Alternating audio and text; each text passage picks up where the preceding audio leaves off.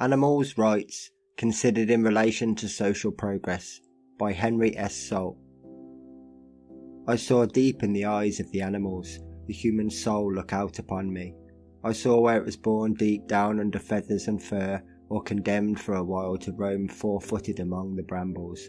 I caught the clinging mute glance of the prisoner, and swore that I would be faithful. Thee, my brother and sister, I see and mistake not. Do not be afraid. Dwelling thus for a while, fulfilling thy appointed time, thou too shalt come to thyself at last.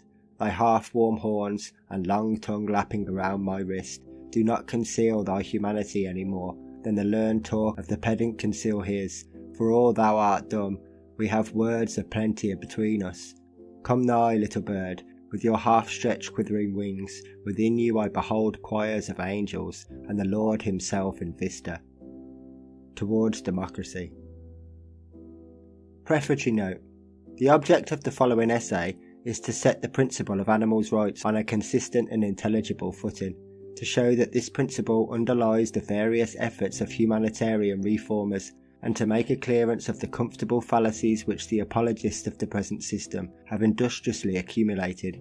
While not hesitating to speak strongly when occasion demanded, I have tried to avoid the tone of irrelevant recrimination so common in these controversies, and thus to give more unmistakable emphasis to the vital points at issue.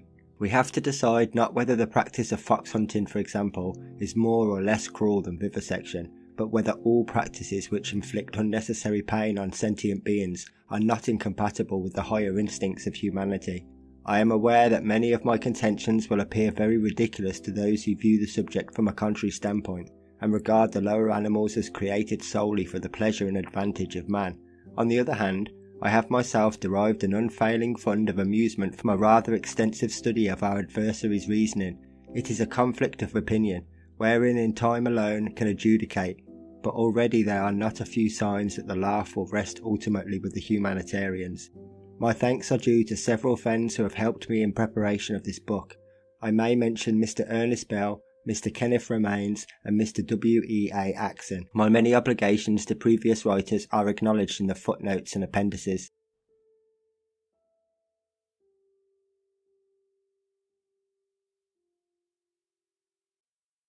Chapter 1. The Principle of Animals' Rights. Have the lower animals rights? Undoubtedly, if men have. That is the point I wish to make, evident in this opening chapter. But have men rights? Let it be stated at the outset that I have no intention of discussing the abstract theory of natural rights, which at the present time is looked upon with suspicion and disfavour by many social reformers, since it has not unfrequently been made to cover the most extravagant and contradictory assertions. But though its phraseology is confessedly vague and perilous, there is nevertheless a solid truth underlying it, a truth which has always been clearly apprehended by the moral faculty, however difficult it may be to establish it on an unassailable logical basis. If men have not rights, well, they have an unmistakably imitation of something very similar, a sense of justice which marks the boundary line where acquiescence ceases and resistance begins, a demand for freedom to live their own life, subject to the necessity of respecting the equal freedom of other people. Such is the doctrine of rights as formulated by Herbert Spencer. Every man, he says, is free to do that which he wills, provided he infringes not the equal liberty of any other man. And again, whoever admits that man must have a certain restricted freedom asserts that it is right he should have this restricted freedom, and hence the several particular freedoms deducible may fitly be called, as they commonly are called, his rights. The fitness of this nomenclature is disputed, but the existence of some real principle of the kind can hardly be called in question, so that the controversy concerning rights is little else than an academic battle over words, which leads to no practical conclusion. I shall assume, therefore, that men are possessed of rights, in the sense of Herbert Spencer's definition, and if any of my readers object to this qualified use of the term, I can only say that I shall be perfectly willing to change the word as soon as a more appropriate one is forthcoming. The immediate question that claims our attention is this: if men have rights, have animals their rights also? From the earliest times there have been thinkers who, directly or indirectly, answered this question with an affirmative. the Buddhist and Pythagorean canons, dominated perhaps by the creed of reincarnation, included the maxim not to kill or injure any innocent animal. The humanitarian philosophers of the Roman Empire, among whose Seneca and Plutarch and Porphyry were the most conspicuous, took still higher ground in preaching humanity on the broadest principle of universal benevolence. Since justice is due to rational beings, wrote Porphyry, how is it possible to evade the admission that we are bound also to act justly towards the races below us? It is a lamentable fact that during the churchdom of Middle Ages, from the 4th century to the 16th, from the time of Porphyry to the time of Montaigne, little or no attention was paid to the question of the rights and wrongs of lower races. Then, with the reformation of the revival of learning, came a revival also of the humanitarian feeling, as may be seen in many passages of Erasmus and More, Shakespeare and Bacon.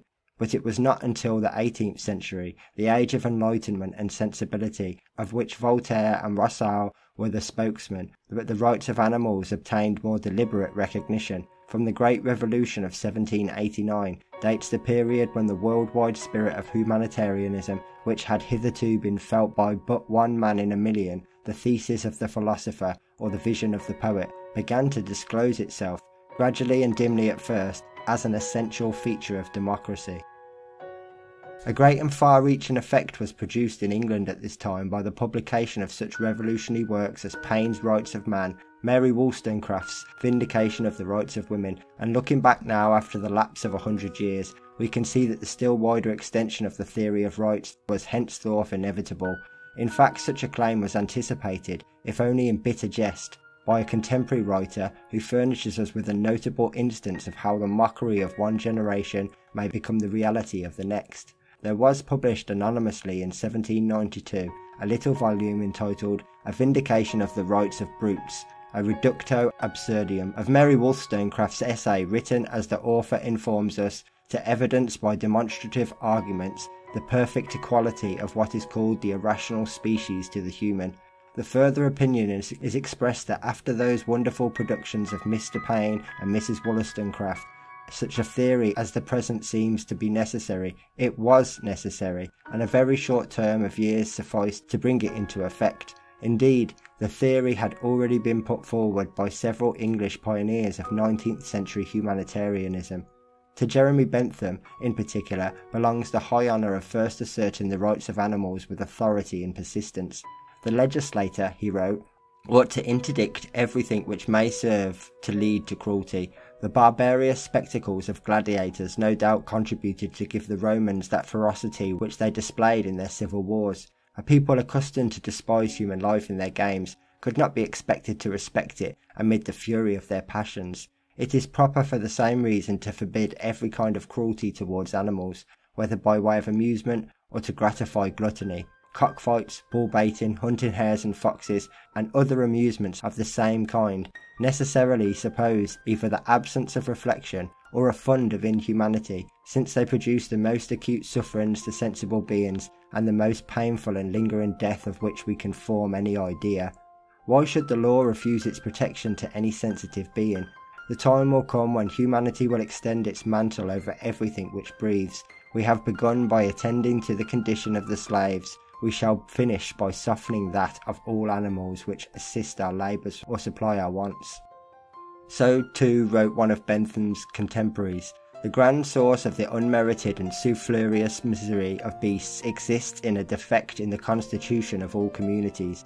No human government, I believe, has ever recognised the just animalium, which ought surely to form a part of the jurisprudence of every system founded on the principles of justice and humanity. A large number of later moralists have followed on the same lines, with the result that the rights of animals have already, to a certain limited extent, been established both in private usage and by legal enactment.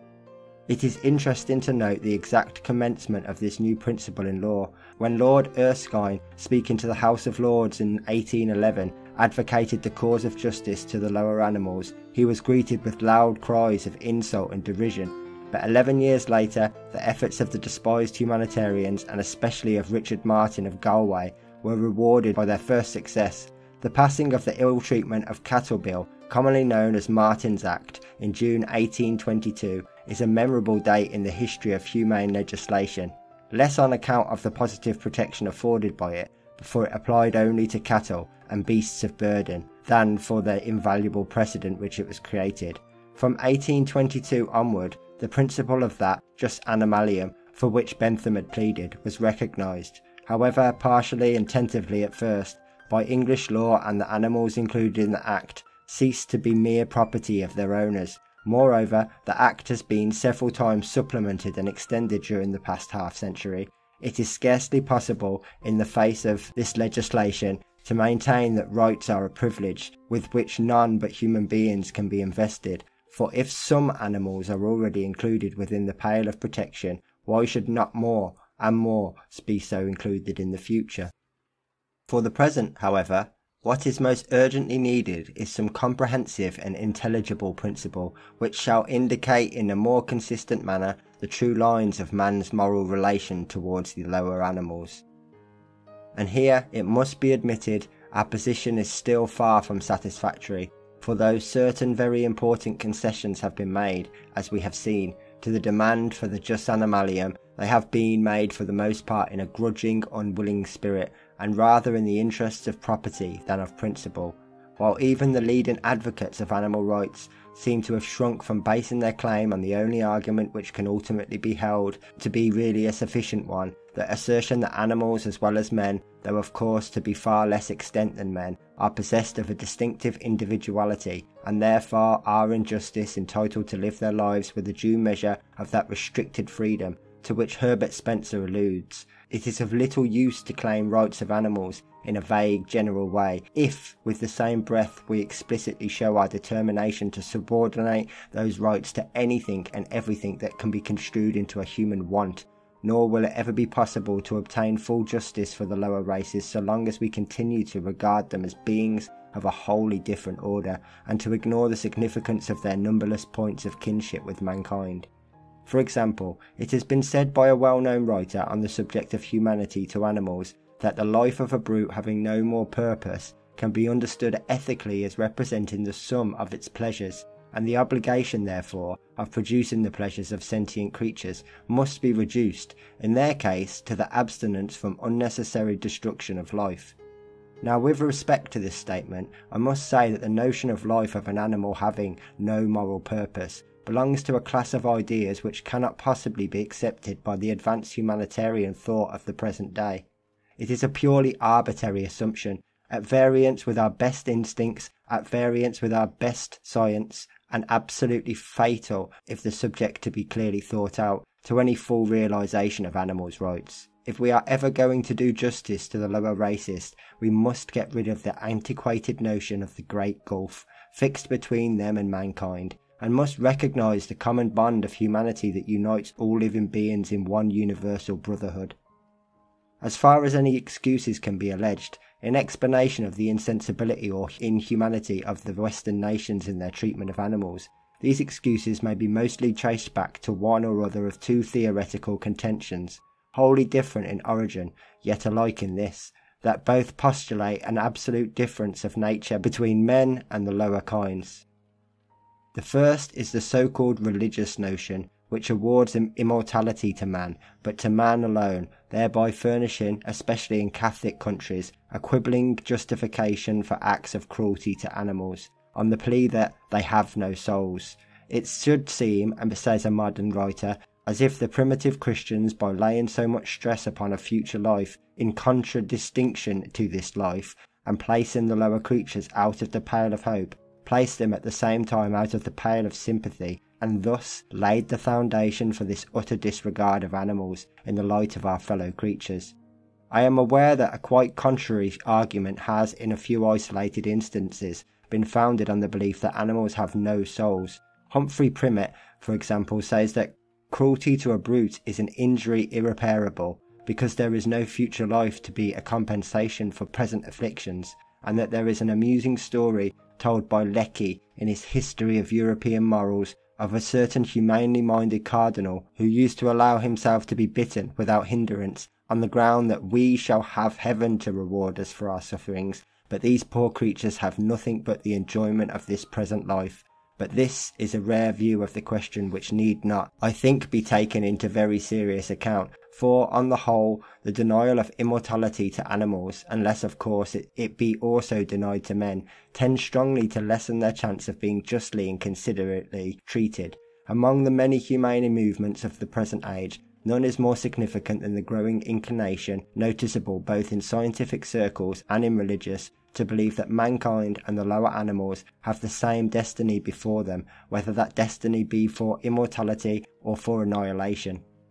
The second, and not less fruitful source of modern inhumanity, is to be found in the Cartesian doctrine, the theory of Descartes and his followers, that the lower animals are devoid of consciousness and feeling, a theory which carried the religious notion a step further and deprived the animals not only of their claim to a life hereafter, but of anything that could, without mockery, be called a life in the present, since mere animated machines, as they were thus affirmed to be, could in no real sense be said to live at all. Well might Voltaire turn his humane ridicule against the most monstrous contention, and suggest that with scathing irony that God had given animals the organs of feeling, to the end that they may not feel. The theory of animal automatism, says one of the leading scientists of the present day, which is usually attributed to Descartes, can never be accepted by common sense, yet it is to be feared that it has done much in its time to harden scientific sense against the just complaints of the victims of human arrogance and oppression. Let me here quote a most impressive passage from Schopenhauer, Let me quote a most impressive passage from Schopenhauer, the most unpardonable forgetfulness in which the lower animals have hitherto been left by the moralists of Europe. It is pretended that the beasts have no rights. They persuade themselves that our conduct in regard to them has nothing to do with morals, or, to speak the language of the morality, that we have no duties towards animals. A doctrine revolting, gross and barbarous, peculiar to the West and having its root in Judaism. In philosophy, however, it is made to rest upon a hypothesis, admitted in despite of evidence itself, of an absolute difference between man and beast. It is Descartes who has proclaimed it in the clearest and most decisive manner, and in fact it was a necessary consequence of his errors. The Cartesian, Leibnizian, Wolfferian philosophy, with the assistance of entirely abstract notions, had built up in the rational psychology and constructed an immortal anima rationalis. But visibly the word of beasts, with its very natural claims, stood up against this exclusive monopoly, this brevet of immortality decreed to man alone, and silently nature did what she always does in such cases. She protested. Our philosophers, feeling their scientific conscience quite disturbed, were forced to attempt to consolidate her, their rational psychology, by the aid of empiricism. They therefore set themselves to work to hollow out between man and beast an enormous abyss of an immeasurable width. By this they to prove to us, in contempt of evidence, an impassable difference. The fallacious idea that the lives of animals have no moral purpose is at the root connected with these religious and philosophical pretensions that Schopenhauer so powerfully condemns. To live one's own life, to realise one's true self, is the highest moral purpose of man and animal alike, and that animals possess their due measure of this sense of individuality is scarcely open to doubt. We have seen, says Darwin, that the senses and intuitions, the various emotions and faculties, such as love, memory, attention, curiosity, imitation, reason, etc., of which man boasts, may be found in an incipient, or even sometimes in a well-developed condition, in the lower animals. Not less emphatic is the testimony of the Reverend J.G. Wood, who, speaking from a great experience, gives it as his opinion that the manner in which we ignore individuality in the lower animals is simply astounding. He claims for them a future life because he is quite sure that most of the cruelties which are perpetuated on the animals are due to the habit of considering them as mere machines without susceptibilities, without reason, and without the capacity of a future. This, then, is the position of those who assert that animals, like men, are necessarily possessed of certain limited rights, which cannot be withheld from them, as they are now withheld without tyranny and injustice. They have individuality, character, reason, and to have those qualities is to have the right to exercise them, in so far as surrounding circumstances permit. Freedom of choice and act, says Atida, is the first condition of animal as of human happiness. How many animals in a million have even relative freedom in any moment of their lives? No choice is ever permitted to them, and all their most natural instincts are denied or made subject to authority. Yet no human being is justified in regarding any animal whatsoever as a meaningless automaton, to be worked or tortured or eaten, as the case may be, for the mere object of satisfying the wants or whims of mankind. Together with the destinies and duties that are laid on them and fulfilled by them, animals also have the right to be treated with gentleness and consideration, and the man who does not so treat them, however great his learning or influence may be, is in that respect an ignorant and foolish man, devoid of the highest and noblest culture of which the human mind is capable. Something must here be said on the important subject of nomenclature. It is to be feared that the ill treatment of animals is largely due, or at any rate the difficulty of amending that treatment is largely increased, by the common use of such terms as brute beast, livestock, etc., which implicitly deny to the lower races that intelligent individuality which is most undoubtedly possessed by them.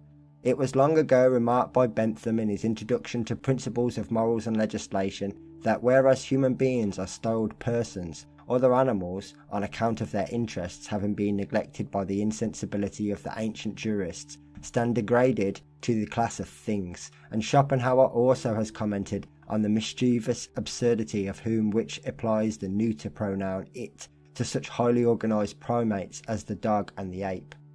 A word of protest is needed also against such an expression as dumb animals, which though so often cited as an immense exhortation to pity, has in reality a tendency to influence ordinary people in quite the contrary direction, inasmuch as it fosters the idea of an impassable barrier between mankind and their dependents. It is convenient to us men be deaf to the entreaties of the victims of our injustice, and by sort of grim irony we therefore assume that it is they who are afflicted by some organic incapacity. They are dumb animals, forsooth. Although a moment's consideration must prove that they have innumerable ways, often quite human in variety and suggestiveness, of uttering their thoughts and emotions, even the term animals, as applied to the lower races, is incorrect and not wholly unobjectionable, since it ignores the fact that man is an animal, no less than they. My only excuse for using it in this volume is that there is absolutely no other brief term available. So anomalous is the attitude of the man towards the lower animals, that it is no marvel if many humane thinkers have well nigh despaired over this question. The whole subject of the brute creation, wrote Dr. Arnold, is to me one of such painful mystery that I dare not approach it, and this, to put the most charitable interpretation on their silence, appears to be the position of the majority of moralists and teachers at the present time. Yet there is an urgent need of some key to the solution of the problem, and in no other way can this key be found than by the full inclusion of the lower races within the pale of human sympathy. All the promptings of our best and surest instinct point us in this direction. It is abundantly evident, says Lecky, both from history and from present experience, that the instinctive shock, or natural feelings of disgust, caused by the sight of the sufferings of men, is not generically different from that which is caused by the sight of the suffering of animals. If this be so, and the admission is a momentous one, can it be seriously contended that the same humanitarian tendency which has already emancipated the slave will not ultimately benefit the lower races also? Here again, the historian of European models has a significant remark. At one time, he says, the benevolent affections embrace merely the family, soon the circle expanding includes first a class, then a nation, then a coalition of nations, then all humanity, and finally its influence is felt in the dealings of man with the animal world. In each of these cases, a standard is formed, different from that of the preceding stage, but in each case, the same tendency is recognised as virtue. But it may be argued, vague sympathy with the lower animals is one thing, and a definitive recognition of their rights is another. What reason is there to suppose that we shall advance from the former phase to the latter?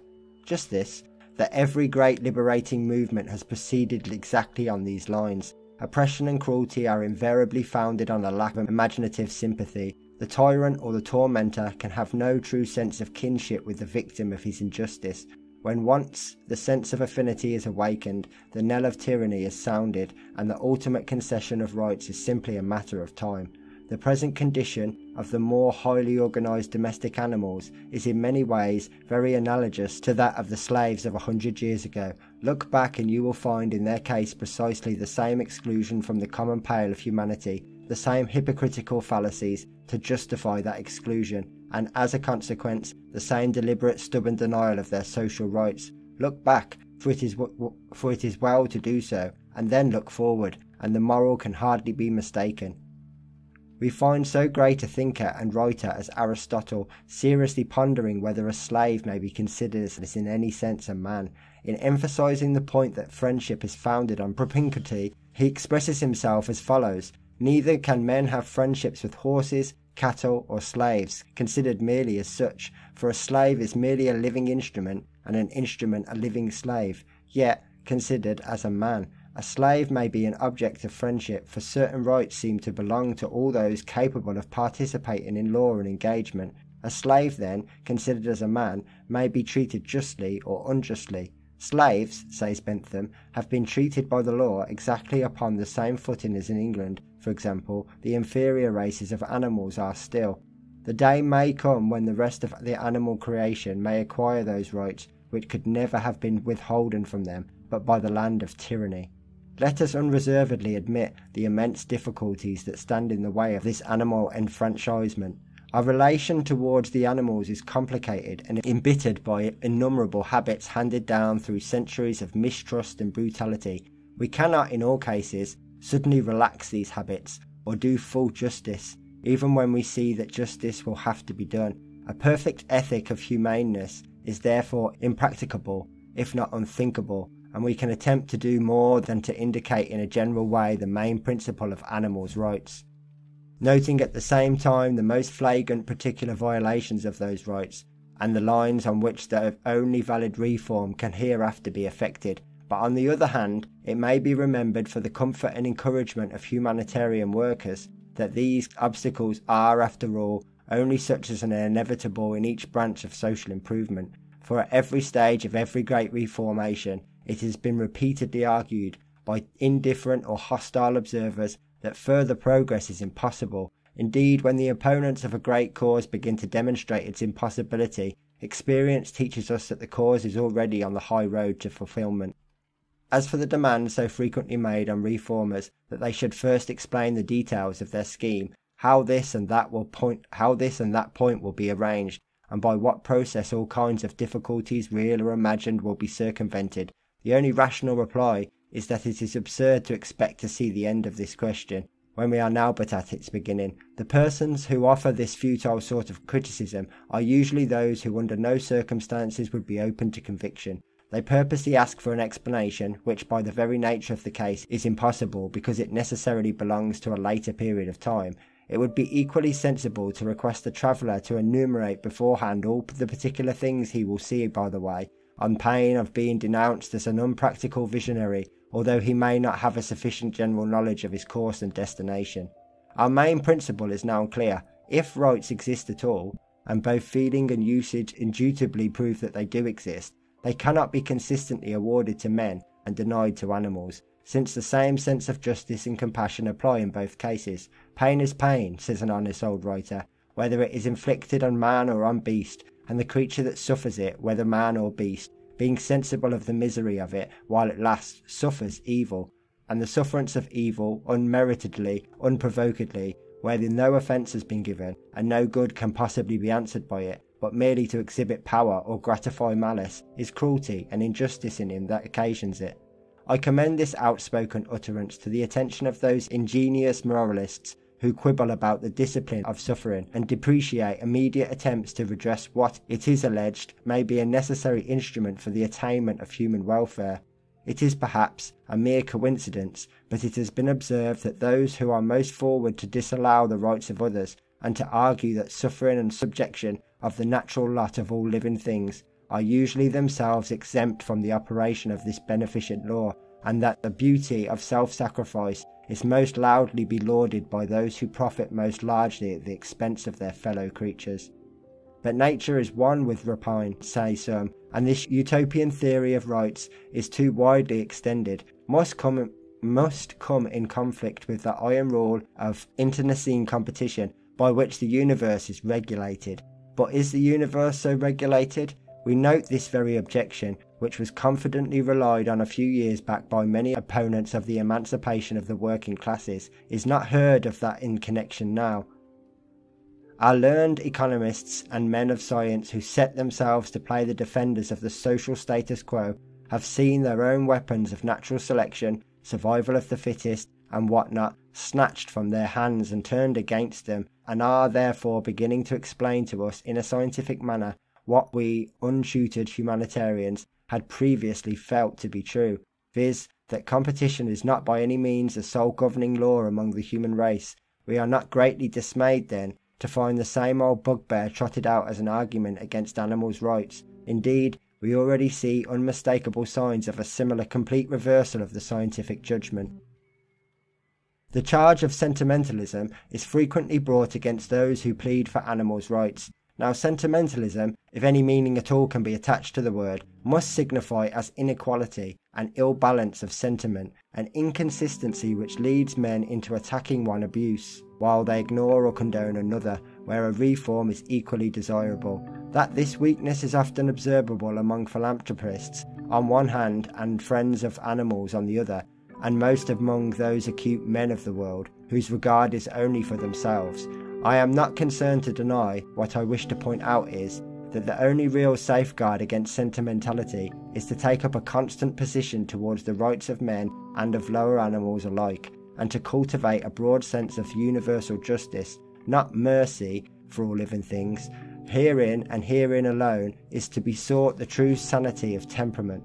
It is an entire mistake to suppose that the rights of animals are in any way antagonistic to the rights of men.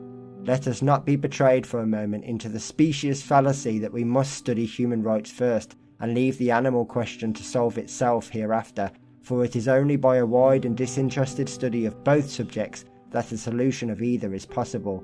For he who loves all animated nature, says Porphyry, will not hate any one tribe of innocent beings, and by how much greater his love for the whole, by so much the more will he cultivate justice towards a part of them, and that part to which he is most allied. To admit all worthier reasons, it is too late in the day to suggest that the indefinite postponement of a consideration of animals' rights, for from a moral point of view, even from a legislative point of view, we are daily confronted with this momentous problem, and the so-called practical people who affect to ignore it are simply shutting their eyes to facts which they find it disagreeable to confront.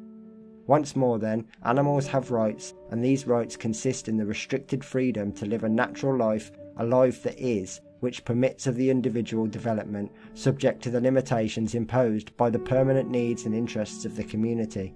There is nothing quixotic or visionary in this assertion. It is perfectly compatible with a readiness to look the sternest laws of existence fully and honestly in the face. If we must kill, whether it be man or animal, let us kill and have done with it. If we must inflict pain, let us do what is inevitable, without hypocrisy or evasion or cant. But here is the cardinal point. Let us first be assured that it is necessary.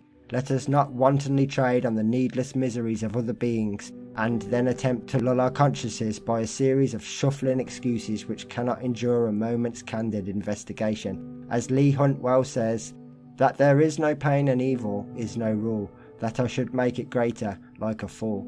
Thus far of the general principle of animals' rights. We will now proceed to apply the principle to a number of particular cases, from which we may learn something both as to the extent of its present violation and the possibility of its better observance in the future. Chapter 2. The case of domestic animals. The main principle of animals' rights, if admitted to be fundamentally sound, will not be essentially affected by the wildness or the domesticity, as the case may be, of the animals in question.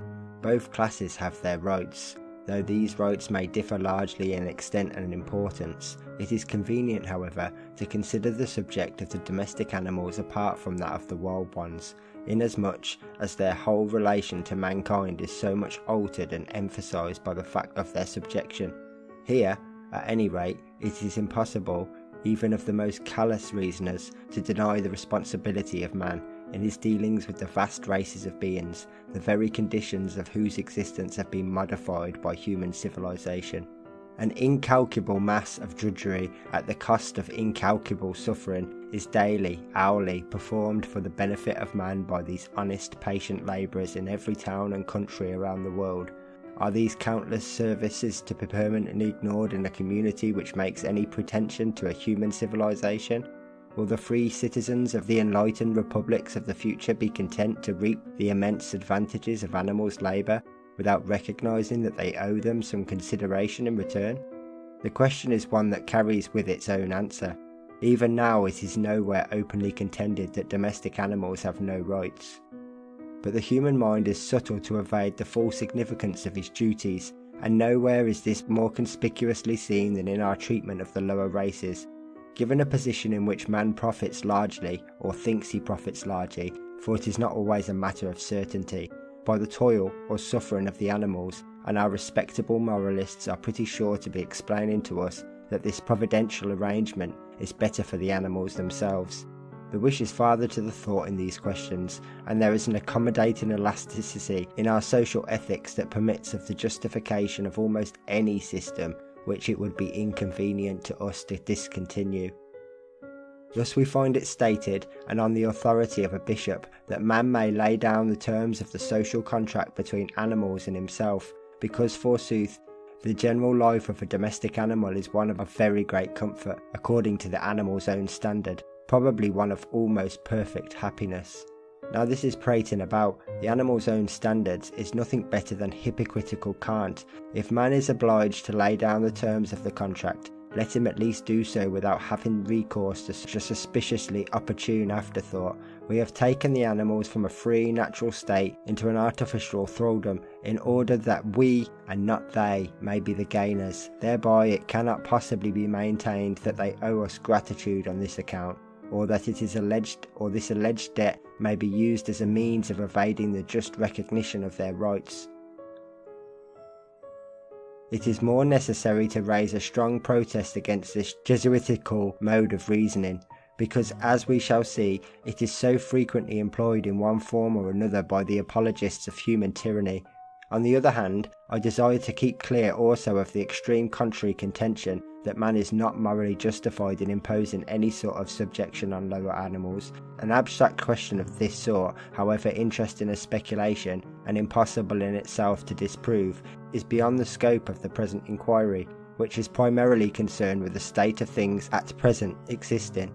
We must face the fact that the services of domestic animals have become, whether rightly or wrongly, an integral part of the system of modern society. We cannot immediately dispense with those services any more than we can dispense with human labour itself, but we can provide at least a present step towards a more ideal relationship in the future, that the conditions under which all labour is performed, whether by men or by animals, shall be such as to enable the worker to take some appreciable pleasure in the work instead of experiencing a lifelong course of injustice in ill treatment. And here it may be convenient to say a word as to the existing line of demarcation between the animals legally recognised as domestic and those ferae naturae of wild nature. In the Act of 1849, in which a penalty is imposed for cruelty to any animal, it is expressively provided that the word animal shall be taken to mean any horse, mare, gelding, bull, ox, cow, heifer, steer, calf, mule, ass, sheep, lamb, hog, pig, sow, goat, dog, cat, or any other domestic animal. It will be shown in a later chapter that the interpretation of this vague reference to any other domestic animal is likely to become a point of considerable importance, since it closely affects the welfare of certain animals which, though at present regarded as wild and therefore outside the pale of protection, are to all intents and purposes in a state of domestication. For the present, however, we may group the domestic animals of this country in three main divisions. 1. Horses, asses and mules. 2. Oxen, sheep, goats and pigs. 3. Dogs and cats. Food, rest and tender usage are declared by Humphrey Primmett, the old author already quoted, to be the three rights of the domestic animals.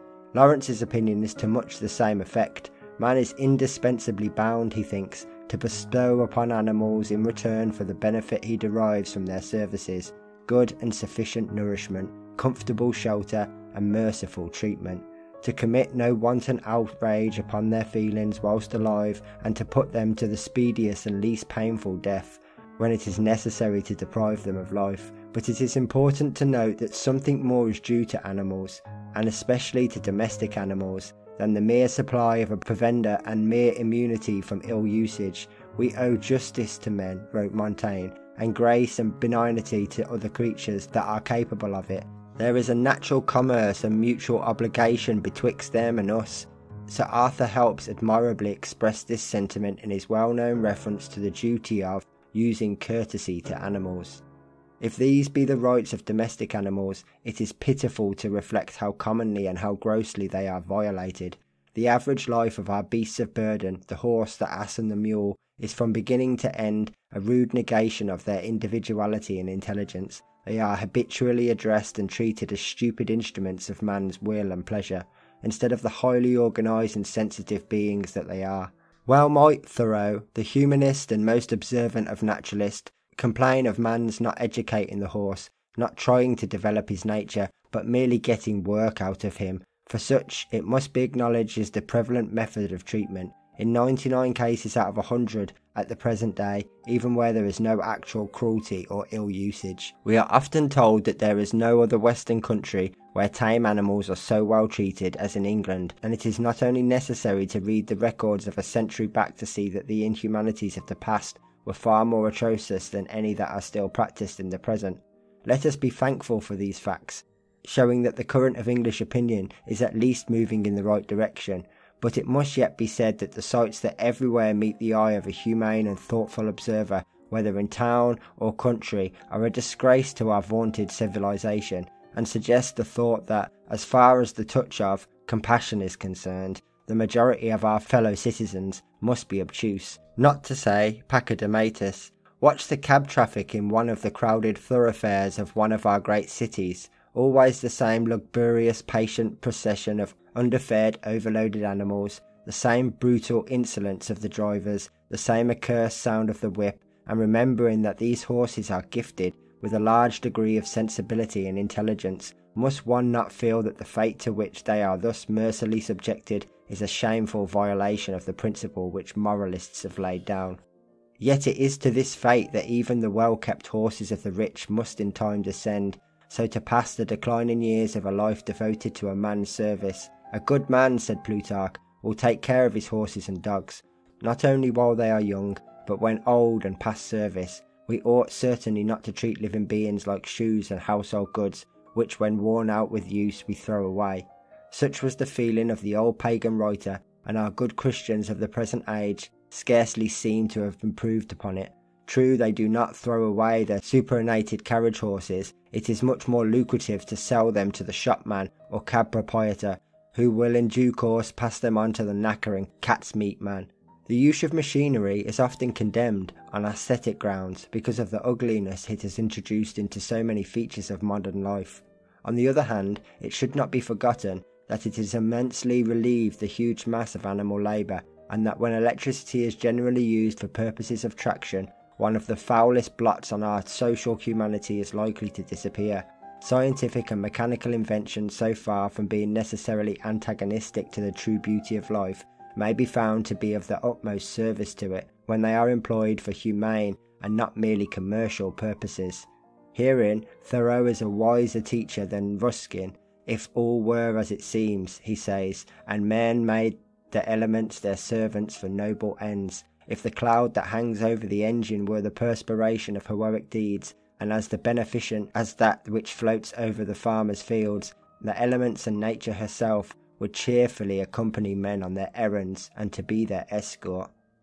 It is no part of my purpose to enumerate the various acts of injustice of which domestic animals are the victims. It is sufficient to point out that the true cause of such injustice is to be sought in the unwarrantable neglect of their many intelligent qualities, and in the contemptuous indifference in which, in defiance of sense and reason, still classes them as brute beasts. What has been said of horses in this respect applies still more strongly to the second class of domestic animals, sheep, goats and oxen are regarded as mere livestock, while pigs, poultry, rabbits and other marketable farm produce meet with even less consideration and are constantly treated with very brutal inhumanity by their human possessors. Let anyone who doubts this pay a visit to a cattle market and study the scenes that are enacted there. The question of the castration of animals may here be briefly referred to. That nothing but imperative necessity could justify such a practice must, I think, be admitted, for an unnatural mutilation of this kind is not only painful in itself, but deprive those who undergo it of the most vigorous and spirited elements of their character. It is said, with what precise amount of truth I cannot pretend to determine, that man would not otherwise be able to maintain his dominion over the domestic animals, but on the other hand, it may be pointed out that this dominion in no case destined to be perpetuated in its present sharply accentuated form, and that various practices, which in a sense are necessary now, i.e. the false position and relationship in which we stand towards the animals, will doubtlessly be gradually discontinued under the humaner system of a future. Moreover, castration as performed on cattle, sheep, pigs and fowls will no better object them to increase their size and improve their flavour for the table, is even at the present time utterly needless and unjustifiable. The bull, as Shelley says, must be degraded into the ox, and the ram into the wether, by an unnatural and inhuman operation, that the flaccid fibre may offer a fainter resistance to rebellious nature. In all its aspects, this is a disagreeable subject, and one about which the majority of people do not care to think, probably from an unconscious perception that the established custom could scarcely survive the critical ordeal of thought. There remains one other class of domestic animals, viz., those who have become still more closely associated with mankind through being the inmates of their homes. The dog is probably better treated on the whole than any other animal, though to prove how far we still are from a rational and consistent appreciation of his worth, it is only necessary to point to the fact that he is commonly regarded by a large number of educated people as a fit and proper subject for that experimental torture which is known as vivisection. The cat has always been treated with far less consideration than the dog, and despite the numerous scattered instances that might be cited to the contrary, it is feared that De Quincey was in the main correct when he remarked that the groans and screams of this poor persecuted race, if gathered into some great echoing hall of horrors, would melt the heart of the stoniest of our race.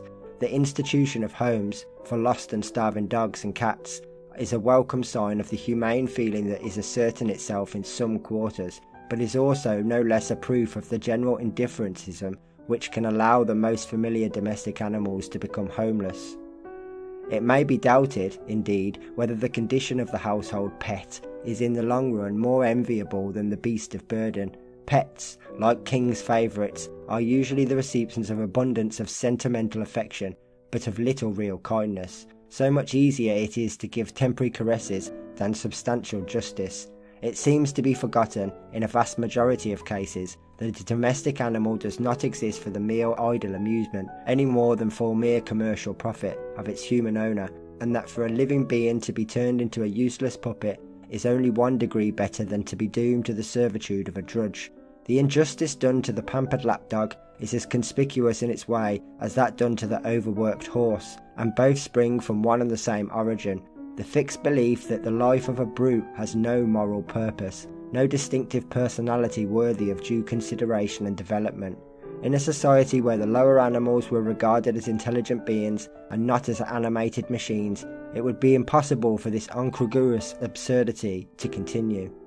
This, then, appears to be our position as regards the rights of domestic animals, waving on the one hand and somewhat abstruse question whether man is morally justified in utilising animal labour at all, and on the other, the facetious assertion that he is constituting himself a benefactor by so doing.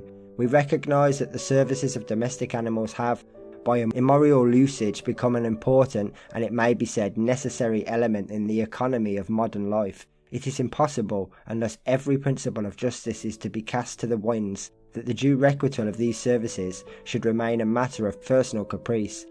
For slavery at all times is hateful and iniquitous, whether it is imposed on mankind or on the lower races.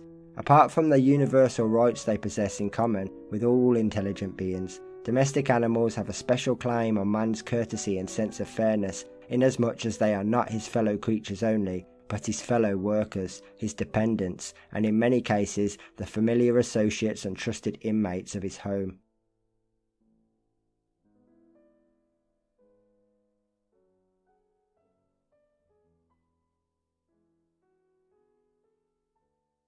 Chapter 3. The Case of Wild Animals. That wild animals, no less than domestic animals, have their rights, albeit of a less positive character and far less easy to define, is an essential point which follows directly from the acceptance of the general principle of a jus animalium. It is of the utmost importance to emphasise the fact that, wherever the legal fiction may have been, or may still be, the rights of animals are not morally dependent on the so-called rights of property. It is not to owned animals merely that we must extend our sympathy and protection. The domination of property has left its trail indelibly on the records of this question. Until the passing of Martin's Act in 1822, the most atrocious cruelty, even to domestic animals, could only be punished where there was proved to be an infringement of the rights of ownership.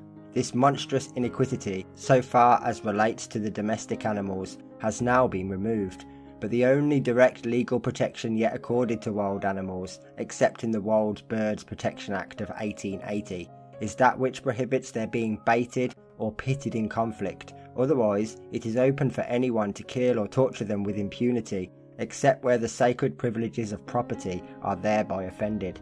Everywhere, it has been well said, is absolutely a capital crime to be an unowned creature. Yet surely an unowned creature has the same right as another to live his life unmolested and uninjured, except when this is in some way inimical to human welfare. We are justified by the strongest of all instincts, that of self-defence, in safeguarding ourselves against such a multiplication of any species of animal as might imperil the established supremacy of man. But we are not justified in unnecessarily killing, still less in torturing any harmless beings whatsoever. In this respect, the position of wild animals, in their relation to man, is somewhat analogous to that of the uncivilized towards the civilized nations. Nothing is more difficult than to determine precisely to what extent it is morally permissible to interfere with the autonomy of savage tribes, an interference which seems in some cases to conduce to general progress of the race, in others to foster the worst forms of cruelty and injustice. But it is beyond question that savages, like other people, have the right to be exempt from all wanton insult and degradation. In the same way, while admitting that man is justified, by the exigencies of his own destiny in asserting his supremacy over wild animals, we must deny him any right to turn his protectorate into a tyranny, or to inflict one atom more of subjection and pain than is absolutely unavoidable. To take advantage of the sufferings of animals, whether wild or tame, for the gratification of sport, or gluttony, or fashion, is quite incompatible with any possible assertion of animals' rights. We may kill, if necessary, but never torture or degrade. The laws of self-defence, says an old writer, undoubtedly justify us in destroying those animals who would destroy us, who injure our properties or annoy our persons, but not even these, whenever their situation incapacitates them from hurting us. I know of no right which we have to shoot a bear on an inaccessible island of ice, or an eagle on the mountain's top, whose lives cannot injure us, nor deaths procure us any benefit.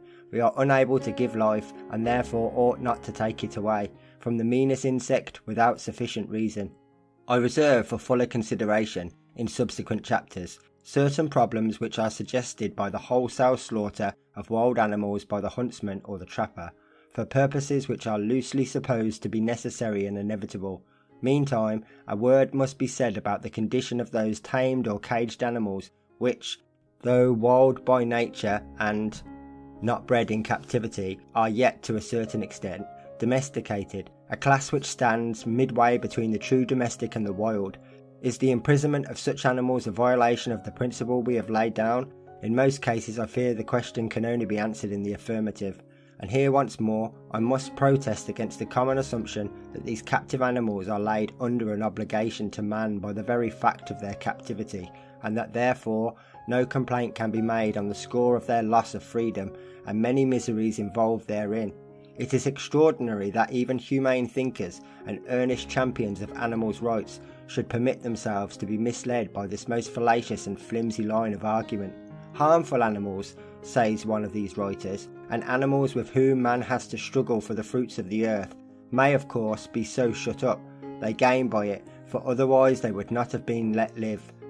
And so in like manner, it is sometimes contended that a menagerie is a sort of paradise for wild beasts, whose loss of liberty is more than compensated by the absence of the constant apprehension and insecurity which it is conveniently assumed, weigh so heavily on their spirits. But all of this notion for their gaining by it is in truth nothing more than a mere arbitrary supposition, for in the first place a speedy death may, for all we know, be very preferable to a protracted death in life, while secondly the pretence that wild animals enjoy captivity is even more absurd than the episcopal contention that the life of a domestic animal is one of very great comfort, according to the animal's own standard.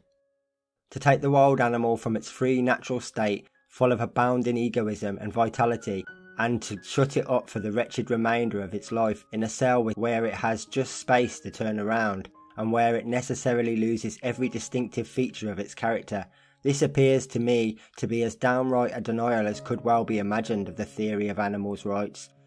Nor is there much very force in the plea founded on the alleged scientific value of these zoological institutions, at any rate in the case of the wilder and less tractable animals, for it cannot be maintained that the establishment of wild beasts shows is in any way necessary for the advancement of human knowledge. For what do the good people see who go to the gardens on a half-holiday afternoon to poke their umbrellas at a blinking eagle owl, or to throw dog biscuits down the expansive throat of a hippopotamus? Not wild beasts or wild birds certainly, for there never have been or can be such possible of all menageries, but really the outer semblances and simulacra, and the denizens of forest and prairie, poor spiritless remnants of what were formerly wild animals.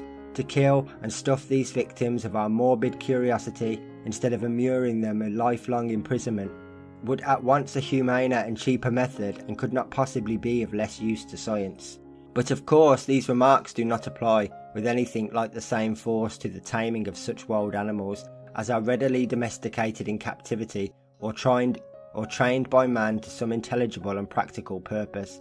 For example, though we may look forward to the time when it will not be deemed necessary to convert wild elephants into beasts of burden, it must be acknowledged that the exaction of such service, however questionable in itself, is very different from condemning an animal to a long term of useless and deadening imbecility. There can be absolutely no standard of morals in these matters, whether it be human liberty or animal liberty that is at stake. I merely contend that it is as incumbent on us to show good reason for curtailing the one as the other. This would be at once recognised, but for the prevalent habit of regarding the lower animals as devoid of moral purpose and individuality. The caging of wild songbirds is another practice which deserves the strongest reprobation. It is often pleaded that the amusement given by these unfortunate prisoners to the still more unfortunate human prisoners of the sick room or the smoky city is a justification for their sacrifice, but surely such excuses rest only on habit, habitual inability or unwillingness to look facts in the face. Few invalids, I fancy, would be greatly cheered by the captive life that hangs at their window if they had fully considered how blighted and sterilised a life it must be. The bird-catcher's trade and the bird-catcher's shop are alike full of horrors, and they are horrors which are due entirely to a silly fashion and a habit of callous thoughtlessness, not on the part of the ruffianly bird-catcher, ruffianly enough too often, who has to bear the burden of the odium catching to these cruelties, but of the respectable customers who buy captured larks and linnets without the smallest scruple of consideration. Finally, let me point out that if we desire to cultivate a closer intimacy with the wild animals, it must be an intimacy based on a genuine love for them as living beings and fellow creatures, not on the superior power or cunning by which we can drag them from their native haunts, warp the whole purpose of their life, and degrade them to a level of pets, or curiosities, or labour-saving automata. The key to a proper understanding of the wild, as of the tame, animals must always lie in such sympathies as Wordsworth describes them, aloft ascending and descending deep, even to the inferior kinds, whom forest trees, protect from beating sunbeams and the sweep of the sharp winds, fair creatures to whom heaven a calm and sinless life with love has given. Chapter 4. The Slaughter of Animals for Food. It is impossible that any discussion of the principle of animals' rights can be at all adequate or conclusive which ignores, as many so-called humanitarians still ignore, the immense underlying importance of the food question. The origin of the habit of flesh-eating need not greatly concern us. Let us assume, in accordance with the most favoured theory, that animals were first slaughtered by an uncivilised migratory tribes under the stress of want, and that the practice thus endangered, being fostered by the religious idea of a blood offering and propitiation, survived and increased after the early conditions which produced it had passed away. What is more important to note is that the very prevalence of the habit has caused it to be regarded as a necessary feature of modern civilization, and that this view has inevitably had a marked effect, and a very detrimental effect, on the study of man's moral relation to the lower animals. Now it must be admired, I think, that it is a difficult thing consistently to recognise or assert the rights of an animal on whom you propose to make a meal, a difficulty which has not been at all satisfactorily surmounted by those moralists who, while accepting the practice of flesh-eating as an institution which is itself beyond cavil, have nevertheless been anxious to find some solid basis for a theory of humaneness. Strange contrariety of conduct, says Goldsmith's Chinese philosopher, in commenting on this dilemma. They pity and they eat the objects of their compassion. There is also the further consideration that the sanction implicitly given to terrible cruelties inflicted on harmless cattle by the drover and the slaughterman render it, by parity of reasoning, well nigh impossible to abolish many other acts of injustice that we see everywhere around us. And this obstacle the opponents of humanitarian reform have not been slow to utilise. Hence a disposition on the part of many otherwise humane writers to fight shy of the awkward subject of the slaughterhouse, or to gloss it over with a series of contradictory and quite irrelevant excuses. Let me give you a few examples. We deprive animals of life, says Bentham, in a delightfully naive application of the utilitarian philosophy, and this is justifiable. Their plans do not equal our enjoyments. By the scheme of universal providence, says Lawrence, the services between man and beast are intended to be reciprocal, and the greater part of the latter can by no other means requite human labour and care than by the forfeiture of life. Schopenhauer's plea is somewhat similar to the foregoing. Man deprived of all flesh food, especially in the north, would suffer more than the animal suffers in a swift and unforeseen death. Still, we ought to mitigate it by the help of chloroform. Then there is the argument so frequently founded on the supposed sanction of nature. My scruples, wrote Lord Chesterfield, remained unreconciled to the committing of so horrid a meal, till upon serious reflection I became convinced of its legality from the general order of nature, which has instituted the universal preying upon the weaker as one of her first principles. Finally, we find the redoubtable Paley discarding as valueless the whole appeal to nature and, relying on the ordinances of Holy Writ, a right to the flesh of animals. Some excuse means necessary for the pain and loss which we occasion to animals by restraining them of their liberty, mutilating their bodies, and at last putting an end to their lives for our pleasure or convenience. The reasons alleged in vindication of this practice are the following: that the several species of animals being created to prey upon one another affords a kind of analogy to prove that the human species were intended to feed on them. Upon which reason I would observe that the analogy contended for is extremely lame, since animals have no power to support life by any other means, and since we have, for the whole human species might subsist entirely upon fruit, pulse, herbs and roots, as many tribes of Hindus actually do, it seems to me it would be difficult to defend this right by any arguments which the light and order of nature afford, and that we are beholden for it to the permission recorded in Scripture. It is evident from the above quotations, which might be indefinitely extended, that the fable of the wolf and the lamb is constantly repeating itself in the attitude of our moralists and philosophers towards the victims of the slaughterhouse, while might Humphrey Primmet remark that we ransack and rack all nature in her weakest and tenderest parts, to extort from her, if possible, any concession whereon to rest the appearance of an argument. Far wiser and humaner on this particular subject is the tone adopted by such writers as Michelet, who, while not seeing any way of escape from the practice of flesh eating, at least refrain from attempting to support it by fallacious reasonings. The animals below us, says Michelet, have also their rights before God. Animal life, sombre mystery, immense world of thoughts and of dumb sufferings. All nature protests against the barbarity of man, who misapprehends, who humiliates, who tortures his inferior brethren. Life, death, the daily murder which feeding upon animals implies, those hard and bitter problems sternly place themselves before my mind. Miserable contradiction. Let us hope that there may be another globe in which the base, the cruel fatalities of this may be spared to us. Meanwhile, however, the simple fact remains true, and is every year finding more and more scientific corroboration, that there is no such cruel fatality, and as that which Michelet imagined. Comparative anatomy has shown that man is not carnivorous, but frugivorous in his natural structure. Experience has shown that flesh food is wholly unnecessary for the support of healthy life. The importance of this more general recognition of a truth which has in all our ages been familiar to a few enlightened thinkers can hardly be overestimated in its bearing on the question of animals' rights. It clears away a difficulty which has long damped the enthusiasm or warped the judgment of the humaner school of European moralists, and makes it possible to approach the subject of man's moral relation to the lower animals in a more candid and fearless spirit of inquiry.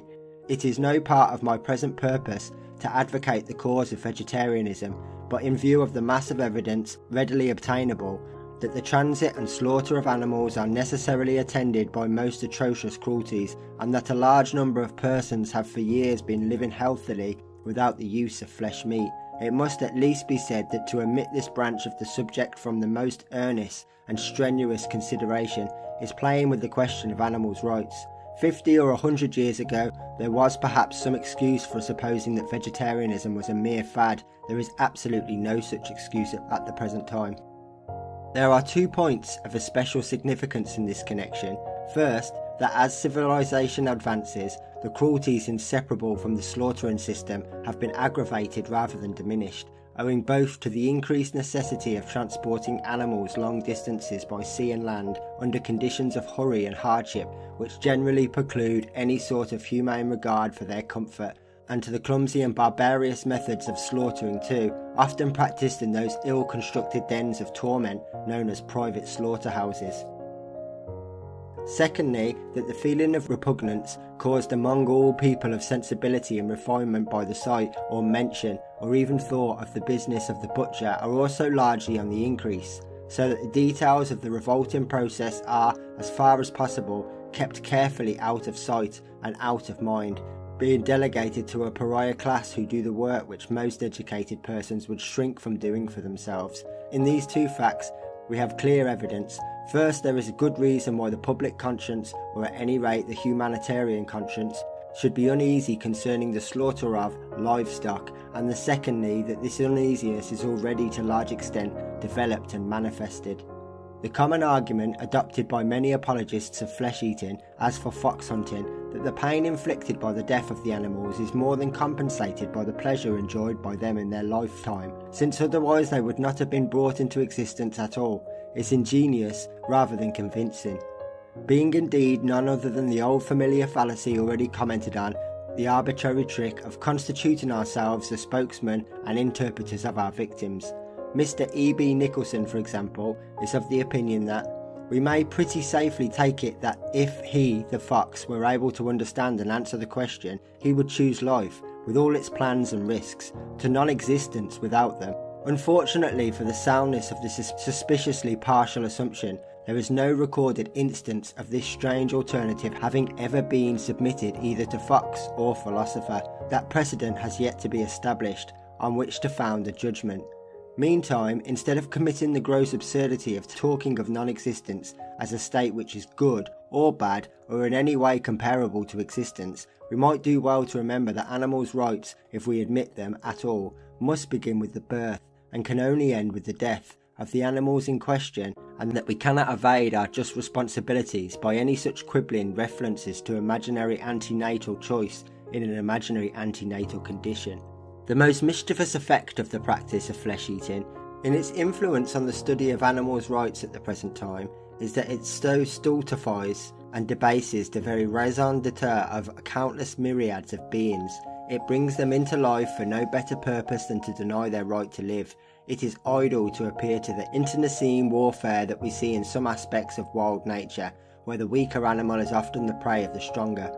For there, apart from the fact that cooperation largely modifies competition, the weaker races at least live their own lives and take their chance in the game, whereas the victims of the human carnivora are bred and fed and from the first predestined to untimely slaughter, so that the whole mode of living is warped from its natural standard, and they are scarcely more than animated beef or mutton or pork.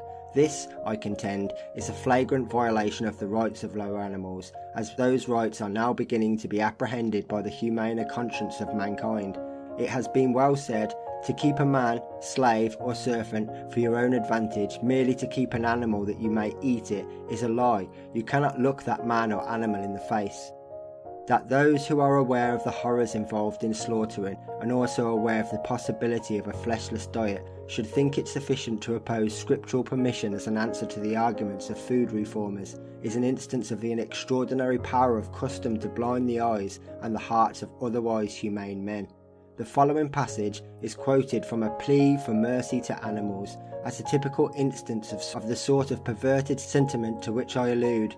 Not in superstition's India only, says the writer, whose ideas of what constitutes superstition seem to be rather confused, but in this country there are vegetarians and other persons who object to the use of animal food, not on the ground of health only, but as involving a power to which man has no right.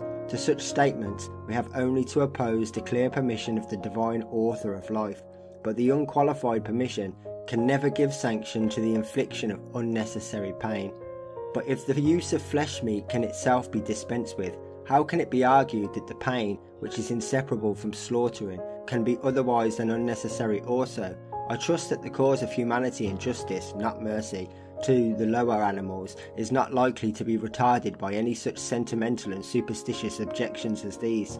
Reform of diet will doubtless be slow, and attended in many individual cases with its difficulties and drawbacks. At least we may lay down this much as incumbent on all humanitarian thinkers, that everyone must satisfy himself of the necessity, the real necessity, of the use of flesh food before he comes to any intellectual conclusion on the subject of animals' rights.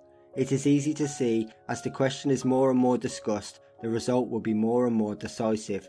Whatever my own practice may be, wrote Thoreau, I have no doubt that it is a part of the destiny of the human race in its gradual improvement to leave off eating animals, as surely as the savage tribes have left off eating each other when they came into contact with the more civilized.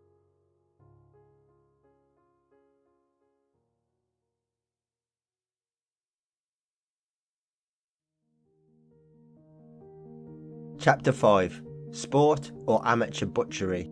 That particular form of recreation which is euphemistically known as sport has a close historical connection with the practice of flesh eating, inasmuch as the hunter was in old times what the butcher is now, the purveyor, on whom the family was dependent for its daily supply of victuals. Modern sport, however, as usually carried on in civilized European countries, has degenerated into what can be well described as amateur butchery, a system under which the slaughter of certain kinds of animals is practiced less as a necessity than as a means of amusement and diversion. Just as youthful nobles during the savage scenes and reprisals of the Huguenot Wars used to seize the opportunity of exercising their swordsmanship and perfecting themselves in the art of dealing graceful death blows, to the modern sportsman converts the killing of animals from a prosaic and perhaps distasteful business into an agreeable and gentlemanly pastime. Now, on the very face of it, this amateur butchery, in one sense, the most wanton and indefensible of all possible violations of the principle of animals' rights. If animals, or men for that matter, have the necessity to be killed, let them be killed accordingly. But to seek one's own amusement out in the death pangs of other beings, this is saddening stupidity indeed. Wisely did Wordsworth inculcate as the moral of his Heart Leap Well, never to blend our pleasure or our pride with sorrow of the meanest thing that feels. But the sporting instinct is due to sheer callousness and insensibility. The sportsman, by force of habit or by force of hereditary influence, cannot understand or sympathise with the sufferings he causes, and being, in the great majority of instances, a man of slow perception, he naturally finds it much easier to follow the hounds than to follow an argument. And here, in his chief blame, lies also his chief excuse, for it may be said to him, as it cannot be said of certain other tormentors, that he really does not comprehend the import of what he is doing. Whether this ultimately makes his position better or worse is a point for the casuist to decide. That it would have to be killed anyhow is a truly deplorable reason for torturing any animal whatsoever. It is an argument which would equally have justified the worst barbarities of the Roman amphitheatre. To exterminate wolves and other dangerous species may indeed at certain places and times be necessary and justifiable enough, but the sportsman nowadays will not even perform this practical service of exterminating such animals. The fox, for example, as are noxious to the general interest of the community. On the contrary, he preserves them, note the unintended humour of the term, and then, by a happy afterthought, claims the gratitude of the animals themselves for his humane and benevolent interposition. In plain words, he first undertakes to rid the country of a pest, and then, finding the process of an enjoyable one to himself, he contrives that it shall never be brought into a conclusion.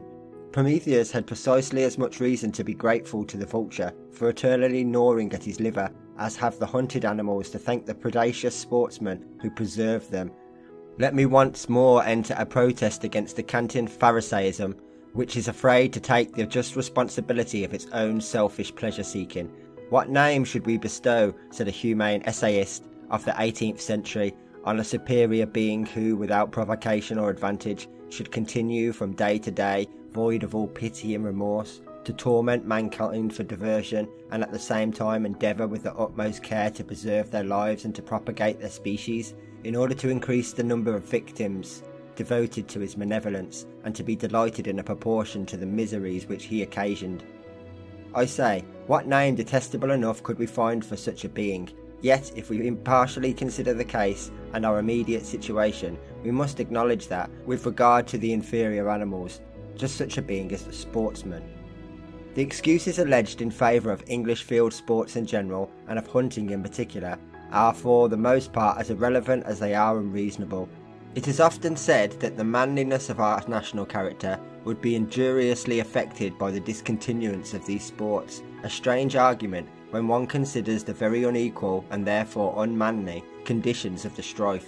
But apart from this consideration, what right can we possess to cultivate these personal qualities at the expense of unspeakable suffering to the lower races?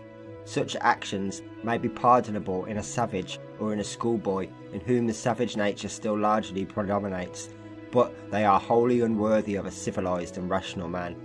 As for the nonsense sometimes talked about, the beneficial effect of those field sports which bring men into contact with the sublimities of nature, I will only repeat what I have elsewhere said on the subject, that the dynamiters who crossed the ocean to blow up an English town might on this principle justify the object of their journey by the assertion that the sea voyage brought them into contact with exalting and ennobling influence of the Atlantic.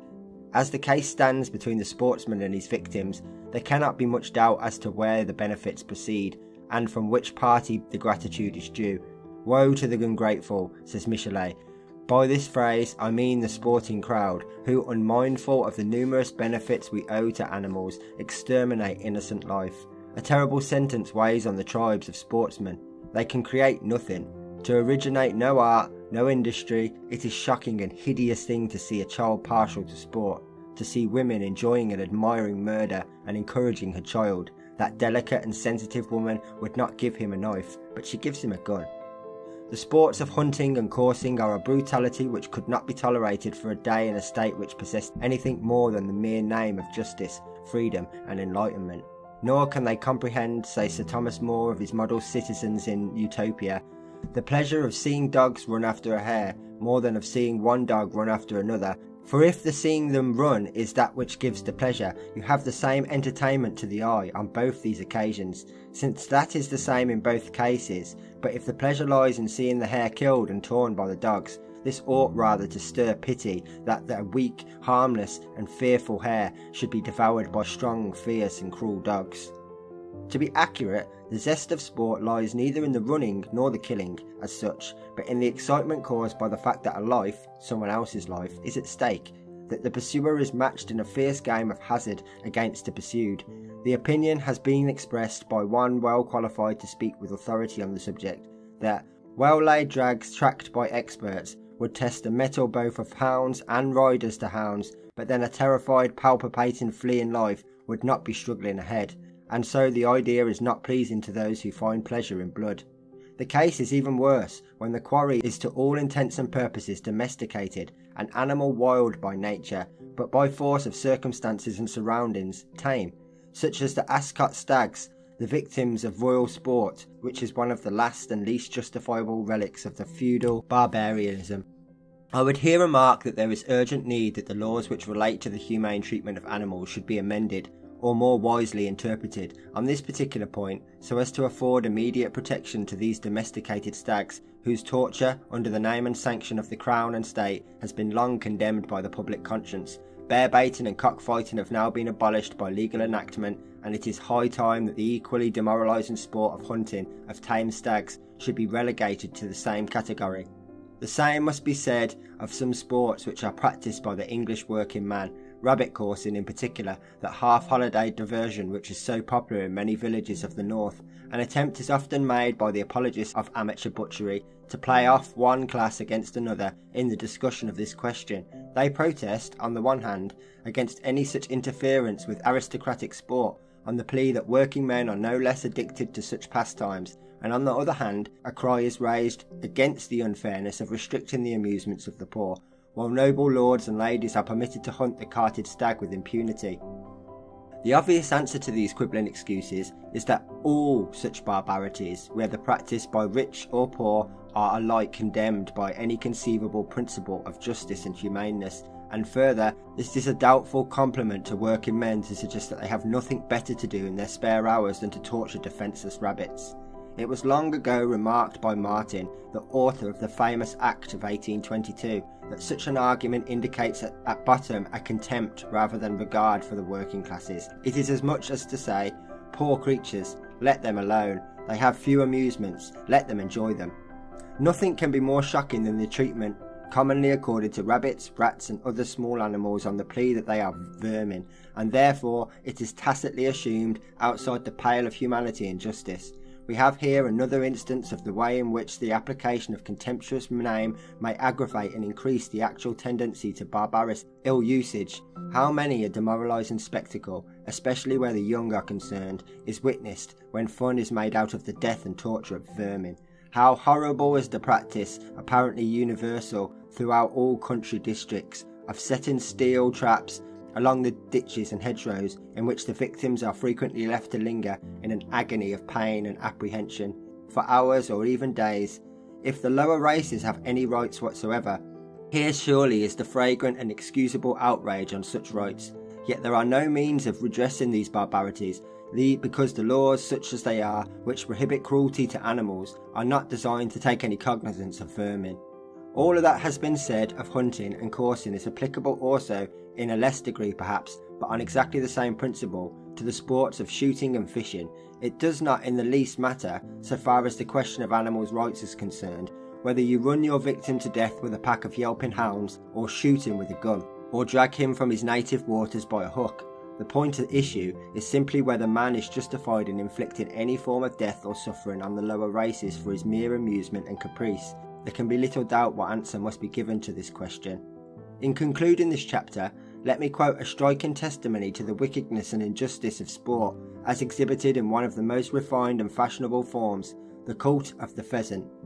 For what it is, says Lady Florence Dixie, but the deliberate massacre in cold blood every year of thousands and tens of thousands of tame hand-reared birds who are literally driven into the jaws of death and mown down in a peculiar brutal manner.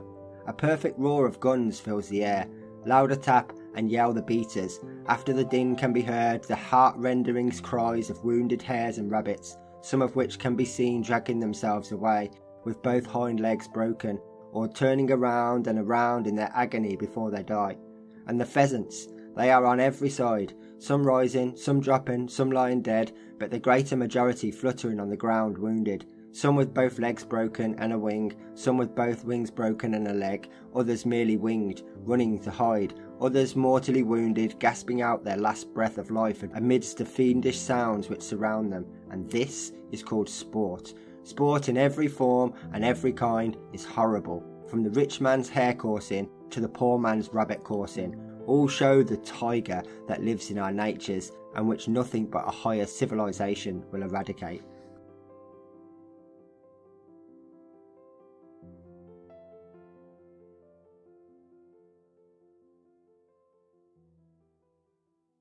Chapter 6. Murderous Millinery. We have seen what a vast amount of quite preventable suffering is caused through the agency of the slaughterman who kills for a business and of the sportsman who kills for a pastime, the victims in either case being regarded as mere irrational automata with no higher destiny than to satisfy the most artificial wants or the most cruel caprices of mankind. A few words must now be said about the fur and feather traffic, the slaughter of mammals and birds for human clothing or human ornamentation, a subject connected on one hand with that of the flesh-eating and on the other, though to a less degree, with that of sport. What I shall say will of course have no reference to wool or any other substance which is obtainable without injury to the animal from which it is taken. Yeah, that's debatable. It is evident that in this case, as in the butchering trade, the responsibility for whatever wrongs are done must rest ultimately on the class which demands an unnecessary commodity, rather than on the which is compelled by economic pressure to supply it. It is not the man who kills the bird, but the lady who wears the feathers in her hat, who is the true offender. But here it will be asked, is the use of fur and feathers unnecessary? Now, of course, if we consider solely the present needs and tastes of society in regards to these matters, it must be admitted that a sudden, unexpected withdrawal of the numberless animal products on which our civilization depends would be a very serious embarrassment. The world, as alarmists point out to us, might have to go to bed without candles, and wake up to find itself without boots. It must be remembered, however, that such changes do not come about with suddenness, but on the contrary, with the extremest slowness imaginable, and a little thought will suggest what experience has already in many cases confirmed, that there is really no indispensable animal substance for which a substitute cannot be provided, when once there is sufficient demand from the vegetable or mineral kingdom. Take the case of leather, for instance, a material which is in almost universal use, and may, under present circumstances, be fairly described as a necessary.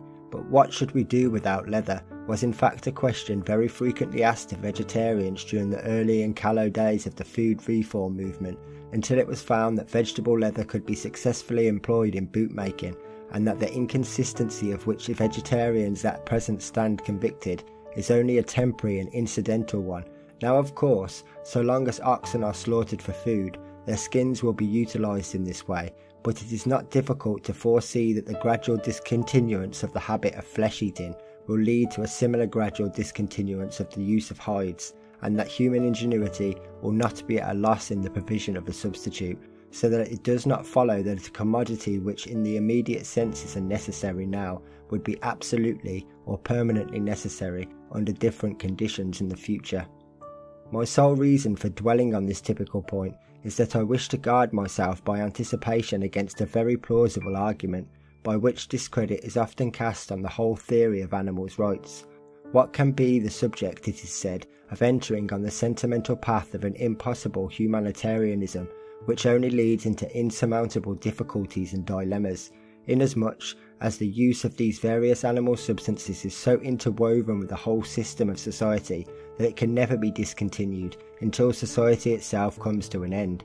I assert that the case is by no means so desperate, that it is easy to make a right beginning now, and to foresee the lines along which future progress will be effected. Much that is impossible in our own time may be realised by those who come after us, as the natural and inevitable outcome of reforms which it now lies with us to inaugurate. This said, it may be freely admitted that, at the outset, humanitarians will do well to draw a practical distinction between such animal products as are converted to some genuine personal use, and those which are supplied for no better object than to gratify the idle whims of luxury or fashion.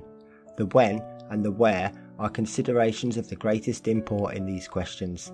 There is a certain fitness in the hunter, himself the product of a rough, wild era in human development, assuming the skins of the wild creatures he has conquered, but it does not follow, because an Eskimo, for example, may appropriately wear fur, or a Red Indian feathers, that this apparel will be equally becoming to the inhabitants of London or New York. On the contrary, an act which is perfectly natural in one case is often a sign of crass vulgarity in another. Hercules, clothed triumphant in the spoils of the Nemean lion, is a subject for a painter and a poet, but what if he had purchased the skin, ready dressed from a contemporary manufacturer? What we must unhesitatingly condemn is the blind and reckless barbarism which has ransacked and is ransacking whole provinces and continents without a glimmer of suspicion that the innumerable birds and quadrupeds which it is rapidly exterminating have any other part or purpose in nature than to be sacrificed to human vanity. That idle gentlemen and ladies may bedeck themselves, like certain characters in the fable, in borrowed skins and feathers. What care they for all the beauty and tenderness and intelligence of the varied forms of animal life? What is it to them whether these be helped forward by man in the universal progress and evolution of all living things, or whether whole species be transformed and degraded by way, boiled down like the beaver into a hat, or like the seal into a lady's jacket? Whatever it may be in other respects, the fur trade is, so far as it is, a supply of ornamental clothing for those who are under no necessity of wearing fur at all. It is barbarous and stupid business. It makes patchwork of, one may say, not only of the hides of its victims, but of the conscience and intellect of its supporters. A fur garment or trimming, we are told, appearing to the eye as if it were one uniform piece, is generally made up of many curiously shaped fragments. It is significant that a society which is enamoured of so many shams and fictions, which detests nothing so strongly as the need of looking facts in the face, should preeminently esteem those articles of apparel which are constructed on the most deceptive and illusionary principle. The story of the ass and the lion's skin is capable, it seems, of a new and wider application. But if the fur trade gives cause for serious reflection, what are we to say of the still more abominable trade in feathers? Murderous indeed is the millinery which finds its most fashionable ornament in the dead bodies of birds. Birds, the loveliest and most blithesome beings in nature. There is a pregnant remark made by a writer in the Encyclopaedia Britannica that to enumerate all the feathers used for ornamental purposes would be practically to give a complete list of all known and obtainable birds. The figures and details published by those humane writers who have raised an unavailing protest against this latest and worst crime of fashion are simply appalling in their stern and naked record of unremitting cruelty. One dealer in London is said to have received a single consignment of 32,000 dead hummingbirds, 80,000 aquatic birds and 800,000 pairs of wings. A Parisian dealer had a contract for 40,000 birds, and an army of murderers were turned out to supply the order. No less than 40,000 terns have been sent from Long Island in one season for millinery purposes. At one auction alone in London were sold 404,389 West Indian and Brazilian bird skins and 356,389 East Indian, besides thousands of pheasants and birds of paradise. The meaning of such statistics is simply that the women of Europe and America have given an order for the ruthless extermination of birds. It is not seriously contended in any quarter that this wholesome destruction, effected often in the most revolting and heartless manner, is capable of excuse or justification, yet the efforts of those who address themselves to the better feelings of the offenders appear to meet little or no success. The cause of this failure must undoubtedly be sought in the general lack of any clear conviction that animals have rights, and the evil will never be thoroughly remedied until not only this particular abuse, but all such abuses, and the prime source from which such abuses originate, have been subjected to an impartial criticism. In saying this, I do not of course mean to imply that special effort should not be directed against special cruelties.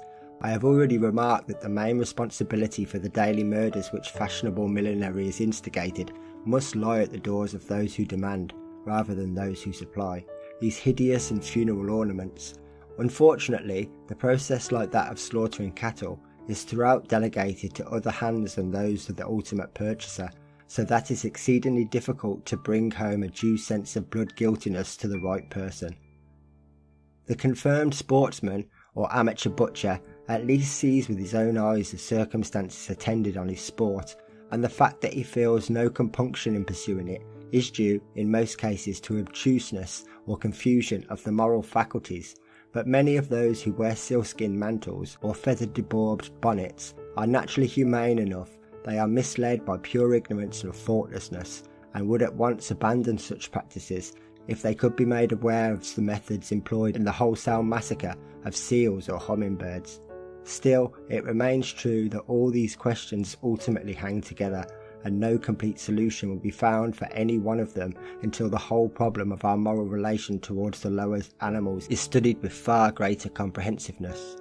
For this reason, it is perhaps unscientific to assert that any particular form of cruelty to animals is worse than any other form. The truth is that each of these hydra heads, the offspring of the parent stem, has its own proper characteristic, and is different, not worse or better than the rest. To flesh-eating belongs the proud distinction of causing a greater bulk of animal suffering than any other habit whatsoever. To sport, the meed of unique and unparalleled brutality, while the patrons of murderous millinery afford the most marvellous instance of the capacity the human mind possesses for ignoring its personal responsibilities.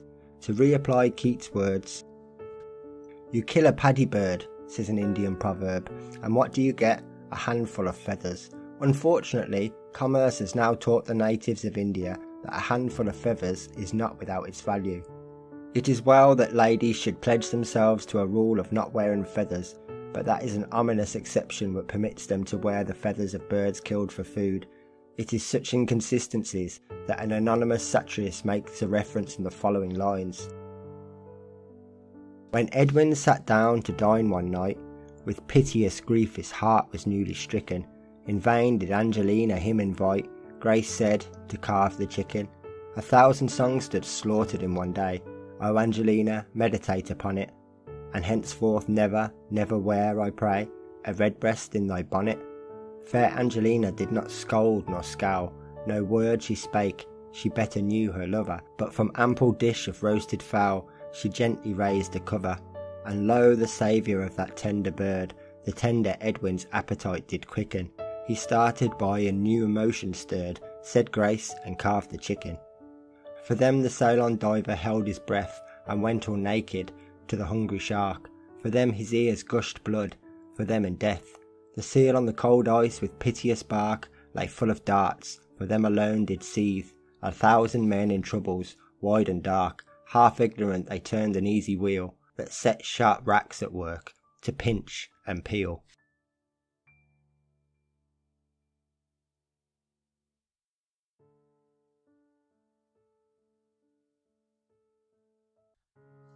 Chapter 7. Experimental Torture. Great is the change when we turn from the easy, thoughtless indifferentism of the sportsman or the milliner to the more determined and deliberately chosen attitude of the scientist. So great indeed that by many people, even among professed champions of animals' rights, it is held impossible to trace such dissimilar lines of action to one and the same source. Yet it can be shown, I think, that in this instance, as in those already examined, the prime cause of man's injustice to the lower animals is the belief that they were mere automata, devoid alike of spirit, character and individuality. Only while the ignorant sportsman expresses this contempt through the medium of Batu, the milliner through that of the bonnet, the more seriously minded psychologist works his work in the experimental torture of the laboratory. The difference lies in the temperament of the men and in the tone of their profession, but in their denial of the most elementary rights of the lower races, they are all inspired and instigated by one common prejudice. The analytical method employed by modern science tends ultimately, in the hands of most of its enlightened exponents, to the recognition of a close relationship between mankind and the animals, but incidentally it has exercised a most sinister effect on the study of just animalium among the mass of average men, for consider the dealings of the so-called naturalists with the animals, whose nature he makes it his business to observe, In 99 cases out of 100, he is wholly unappreciative of the essential distinctive quality, the individuality, of the subject of his investigations, and becomes nothing more than a contented accumulator of facts, an industrious dissector of carcasses. I think the most important requisite in describing an animal, says Thoreau, is to be sure that you give its character and spirit, for in that you have, without error, the sum and the effect of all its parts known and unknown. Surely the most important part of an animal is its anima, its vital spirit, of which it's based its character, and all the particulars by which it most concerns us. Yet most scientific books which treat of animals leave this out altogether, and what they describe are, as it were, phenomena of dead matter. The whole system of our natural history, as practised at the present time, is based on this deplorably partial and misleading method. Does a rare bird alight on our shores, it is at once slaughtered by some enterprising collector and proudly handed over to the nearest taxidermist, that it may be preserved among a number of other stuffed corpses in a local museum. It is dismal business at best, this science of the fowling piece and the dissecting knife, but it is in keeping with the materialistic tendency of a certain school of thought, and only a few of its professors rise out of it and above it. To a maturer and far more sighted understanding, the child, says Michelet, disports himself, shatters and destroys. He finds his happiness in undoing, and science in his childhood does the same. It cannot study unless it kills. The sole use which makes of a living mind is, in the first place, to dissect it. None carry into scientific pursuits that tender reverence of life which nature rewards by unveiling to us her mysteries. Under these circumstances, it is scarcely to be wondered at that modern scientists, their minds athirst for further and further opportunities of satisfying this analytical curiosity, should desire to have recourse to the experimental torture which is euphemistically described as vivisection.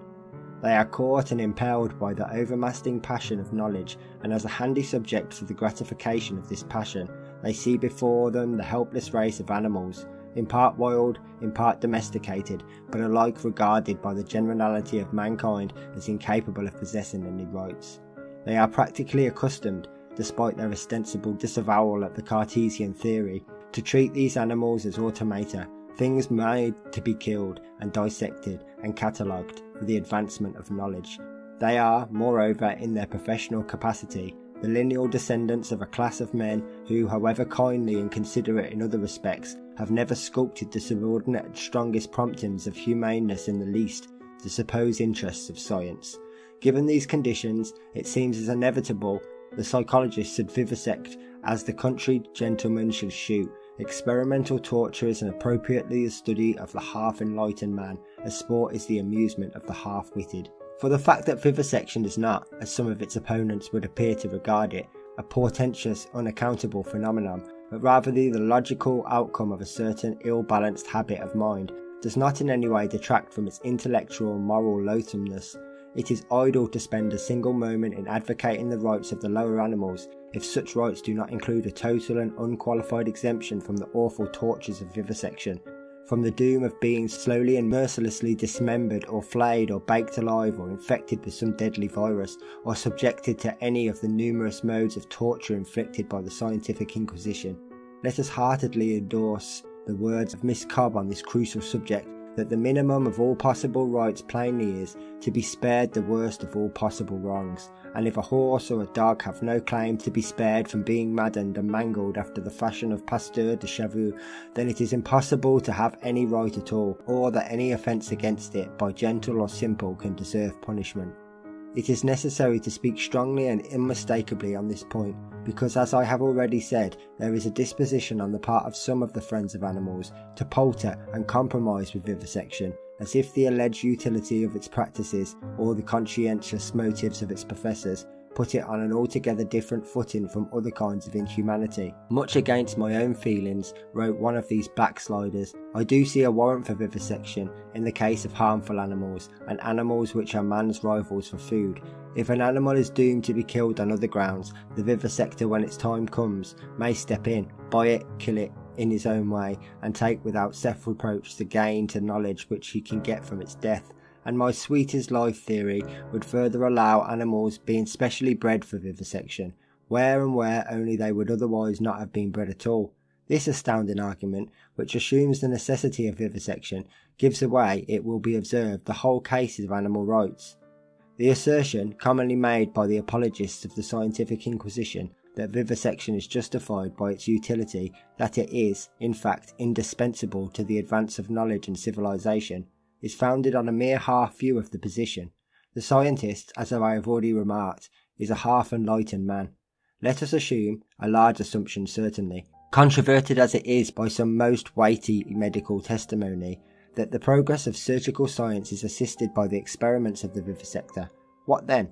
Before rushing to the conclusion that vivisection is justifiable on that account, a wise man will take into full consideration the other, more moral side of the question, the hideous injustice of torturing an innocent animal, and the terrible wrong thereby done to the human sense of the community. A wise scientist and the wise humanist are identical. A true science cannot possibly ignore the solid, incontrovertible fact. The practice of vivisection is revolting to human conscience, even among the ordinary members of a not oversensitive society. The so-called science, we are compelled unfortunately in common parlance to use the word in this specialised technical meaning, which deliberately overlooks this fact and confines its view to the material aspects of the problem, is not science at all, but a one-sided assertion of the views which find favour with a particular class of men.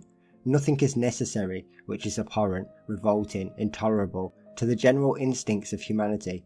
Better 1,000 times that science should forego or postpone the questionable advantage of certain problematic discoveries than that moral conscience of the community should be unmistakably outraged by the confusion of right and wrong.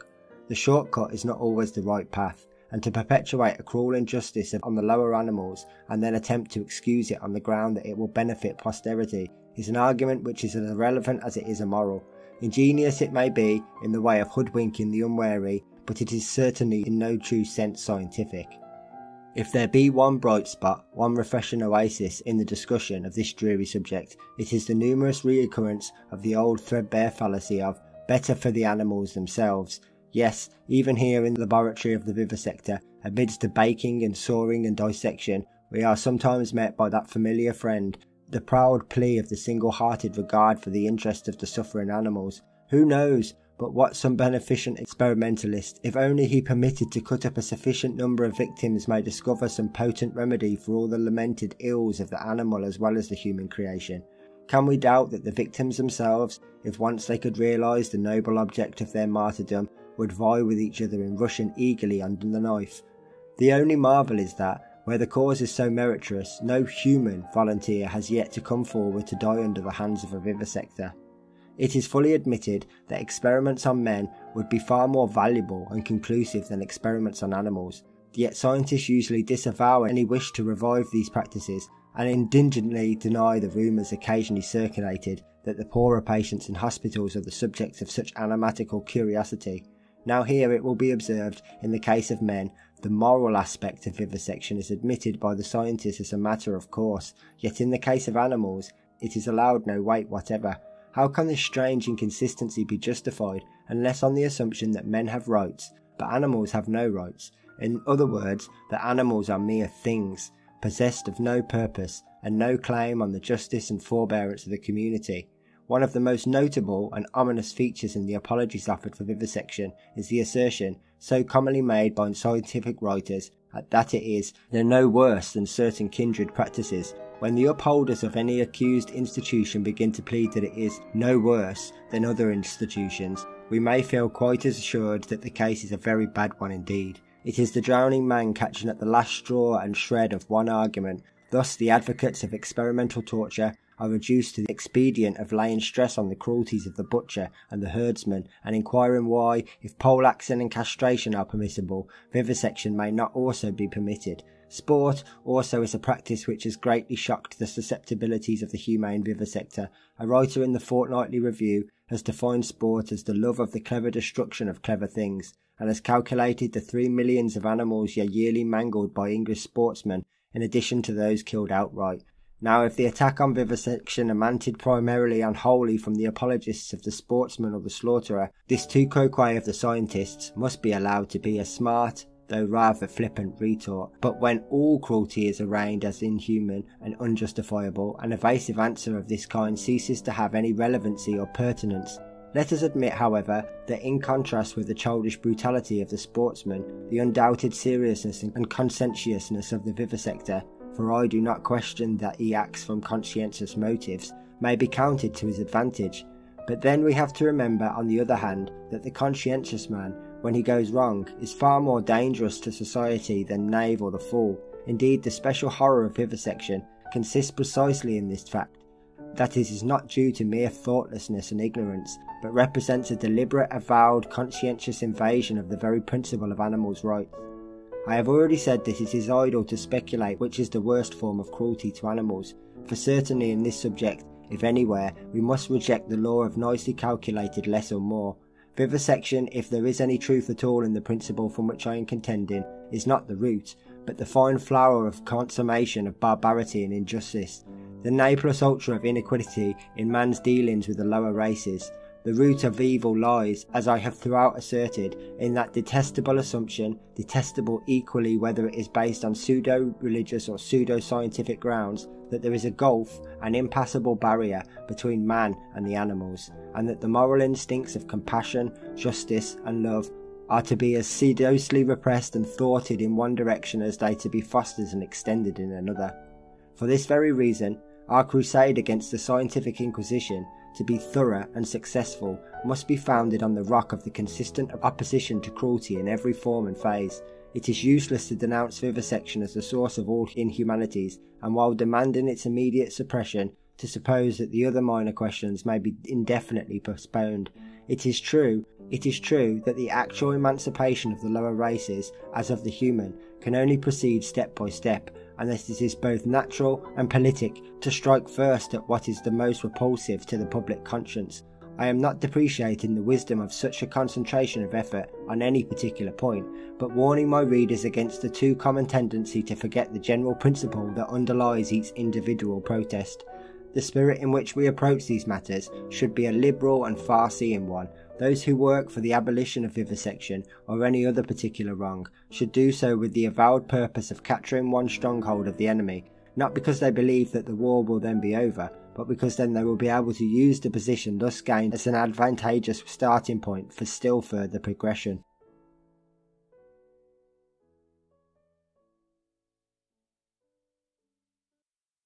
Chapter 8. Lines of Reform. Having now applied the principle with which we started to the several cases where it appears to be most flagrantly overlooked, we are in a better position to estimate the difficulties and the possibilities of its future acceptance. Our investigation of animals' rights has necessarily been in large measure an enumeration of animals' wrongs, a story of cruelty and injustice which might have been unfolded in far greater and more impressive detail had there been any reason for here repeating what has been elsewhere established by other writers beyond doubt or dispute. But my main purpose was to deal with the general theory rather than with particular instances, and enough has already been said to show that while man has such a cause to be grateful to the lower animals for their immemorable services rendered by them, he can hardly pride himself on the record of the counter benefits which they have received at his hands. If we consider, says Primate, the excruciating injuries offered on our part to the brutes, and the patience of their part, how frequent our provocation, and how seldom their resentment, and in some cases our weakness, and their strength, and our slowness, and their swiftness, one would be almost tempted to suppose that the brutes had combined in one general scheme of benevolence to teach mankind lessons of mercy and meekness by their own forbearance and long suffering. It is unwise, no doubt, to dwell too exclusively on the wrongs of which animals are the victims. It's still more unwise to ignore them, as are today ignored by the large majority of mankind. It is full time that this question were examined in the light of some rational and guiding principle, and that we cease to drift helplessly between the extremes of total indifference on the one hand and spasmodic partially applied compassion on the other. We have had enough, and too much, of trifling with this or that isolated aspect of this subject, and of playing off the exposure of someone else's insensibility by way of a balance for our own, as if a tu quoque was a sufficient justification of a man's moral delinquencies. The terrible sufferings that are quite needlessly inflicted on the lower animals under the plea of domestic usage, food demands, sport, fashion and science, are patent to all who have the seeing eye and the feeling of heart to apprehend them. Those sufferings will not be lessened, nor will man's responsibility be diminished by any such irrelevant assertions as that of vivisection is less cruel than sport, or sport less cruel than butchering, nor yet by the contrary contention that vivisection, or sport, or flesh-eating, as the case may be, is the one prime origin of all human inhumanity. We want a comprehensive principle which will cover all of these varying instances and determine the true lines of reform. Such a principle, as I have throughout insisted, can only be found in the recognition of the right of animals, as of men, to be exempt from any unnecessary suffering or serfdom, the right to live a natural life of restricted freedom, subject to the real, not supposed or pretended requirements of the general community. It may be said, and with truth, that the perilous vagueness of the word necessary must leave a convenient loophole of escape to anyone who wishes to justify his own treatment of animals. However unjustifiable that treatment may appear, the vivisector will assert that his practice is necessary in the interests of science, the flesh-eater that he cannot maintain his health without animal food, and so on throughout the whole category of systematic oppression. The difficulty is an inevitable one. No form of words can be devised for the expression of rights, human or animal, which is not liable to some sort of evasion, and all that can be done to fix the responsibility of deciding between what is necessary and unnecessary, between factitious personal wants and genuine social demands, on those in whom is vested the power of exacting the service or sacrifice required. The appeal being thus made, and the issue thus stated, it may be confidently trusted that the personal conscience of the individuals and the public conscience of their nation, acting and reacting in turn on each other, will slowly and surely work out the only possible solution of this difficult and many-sided problem. For that the difficulties involved in this animal question are many and serious, no one imagined would dispute, and certainly no attempt has been made or will be made in this essay to minimise or deny them. It may suit the purpose of those who would retard all humanitarian progress to represent its advocates as mere dreamers or sentimentalists, men and women who befool themselves by shutting their eyes to the fierce struggle that is everywhere being waged in the world of nature, while they point with virtuous indignation to the iniquities perpetuated by man. But it is possible to be quite free from any such sentimental illusions and yet hold a very firm belief in the principle of animals' rights. We do not deny or attempt to explain away the existence of evil in nature, or the fact that the life of the lower races, as of mankind, is based to a large degree on rapine or violence. Nor can we pretend to say whether this evil will ever be wholly amended. It is therefore confessedly impossible, at the present time, to formulate an entirely and logically consistent philosophy of rights, but that would be a poor argument against grappling with the subject at all. The hard, unmistakable facts of the situation, when viewed in their entirety, are not by any means calculated to inspire with confidence the opponents of humane reform. For, if it be true that internecine competition is a great factor in the economy of nature, it is no less true, as has already been pointed out, that cooperation is also a great factor herein. Furthermore, though, there are many difficulties besetting the onward path of humanitarianism, an even greater difficulty has to be faced by those who refuse to proceed along that path, viz. the fact as strong a fact as any as that can be produced on the other side, that the instinct of compassion and justice to the lower animals has already been so largely developed in the human conscience as to obtain legislative recognition. If the theory of animals' rights is a mere idealistic fantasy, it follows that we have long ago admitted ourselves to a trap which can lead us no whither. It is proposed that we should retrace our steps with a view to regaining the antique position of savage and consistent callousness, or are we to remain perpetually in our present meaningless attitude, admitting the moral value of a partially awakened sensibility, yet opposing an eternal non-possumus to any further improvement? Neither of these alternatives is for a moment conceivable. It is perfectly certain that there will still be a forward movement, and along the same lines as the past. Nor need we be at all disconcerted by the derisive inquiries of our antagonists as to the final outcome of such theories. There is some reason to hope, said the author of the ironical Vindication of Rights of Brutes, that this essay will soon be followed by treatises on the rights of vegetables and minerals, and that thus the doctrine of perfect equality will become universal. To which suggestion we need only answer, perhaps it is for each age to initiate its own ethical reforms according to the light and sensibility of its own instincts. Further and more abstruse questions at present insoluble may safely be left to the more mature judgment of posterity. The human conscience furnishes the safest and simplest indicator in these matters. We know that certain acts of injustice affect us as they did not affect our forefathers. It is our duty to set these right. It is not our duty to agitate problems which at the present day excite no unmistakable moral feeling.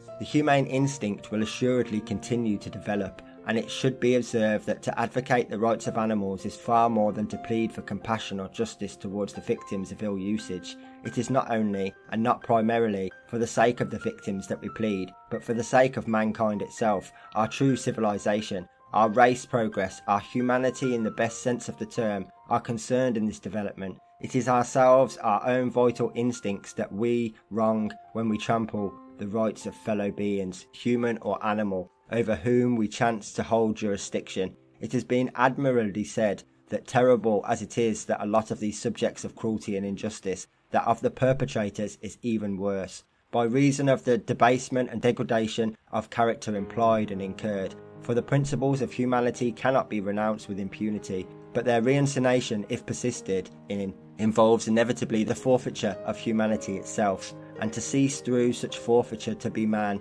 is to become demon. The most important point is consistently overlooked by the opponents of the humanitarian reform. They labour unsuccessfully enough to minimise the complaints of animals' wrongs on the plea that these wrongs, though great, are not as great as they are represented to be, and that in any case it is not possible or not urgently desirable for man to alleviate them, as if human interests are also not intimately bound up in every such compassionate endeavour.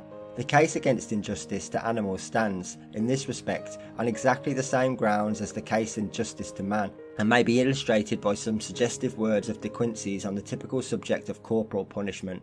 The practice, he remarks, is usually argued with the single reference to the case of him who suffers it, and so argued, God knows that it is worthy of all abhorrence, but the weightiest arguments against it is the foul indignity which is offered to our common nature, lodged in the person of him on whom it is inflicted. And this brings us back to the moral of the whole matter. The idea of humanity is no longer confined to man. It is beginning to extend itself to the lower animals, as in the past it has been gradually extended to savages and slaves. Behold the animals, there is not one, but the human soul lurks within it, fulfilling its destiny as surely as in within you. So writes the author of Towards Democracy, and what has long been felt by the poet is now being scientifically corroborated by the anthropologist and philosopher. The standpoint of modern thought, says Buchner, no longer recognises in animals a difference of kind, but only a difference of degree, and sees the principle of intelligence developing through an endless and unbroken series. It is noteworthy that on this point evolutionary science finds itself in agreement with Oriental tradition. The doctrine of metempsychosis, says Strauss, knits men and beasts together here in the East and unties the whole of nature in one sacred and mysterious bond. The breach between the two was opened in the first place by Judaism and its hatred of the gods of nature, next by the dualism of Christianity. It is remarkable that at present a deeper sympathy with the animal world should have arisen among the more civilized nations, which manifests itself here and there in societies for the prevention of cruelty to animals. It is thus apparent that what on the one hand is the product of modern science, the giving up of the spiritualistic isolation of man from nature, reveals itself simultaneously through the channel of popular sentiment. It is not human life only that is lovable and sacred, but all innocent and beautiful life. The great republic of the future will not confine its benevolence to man. The isolation of man from nature by our persistent culture of the ratiocinative faculty and our persistent neglect of the instinctive has hitherto been the penalty we may have had to pay for our incomplete and partial civilization.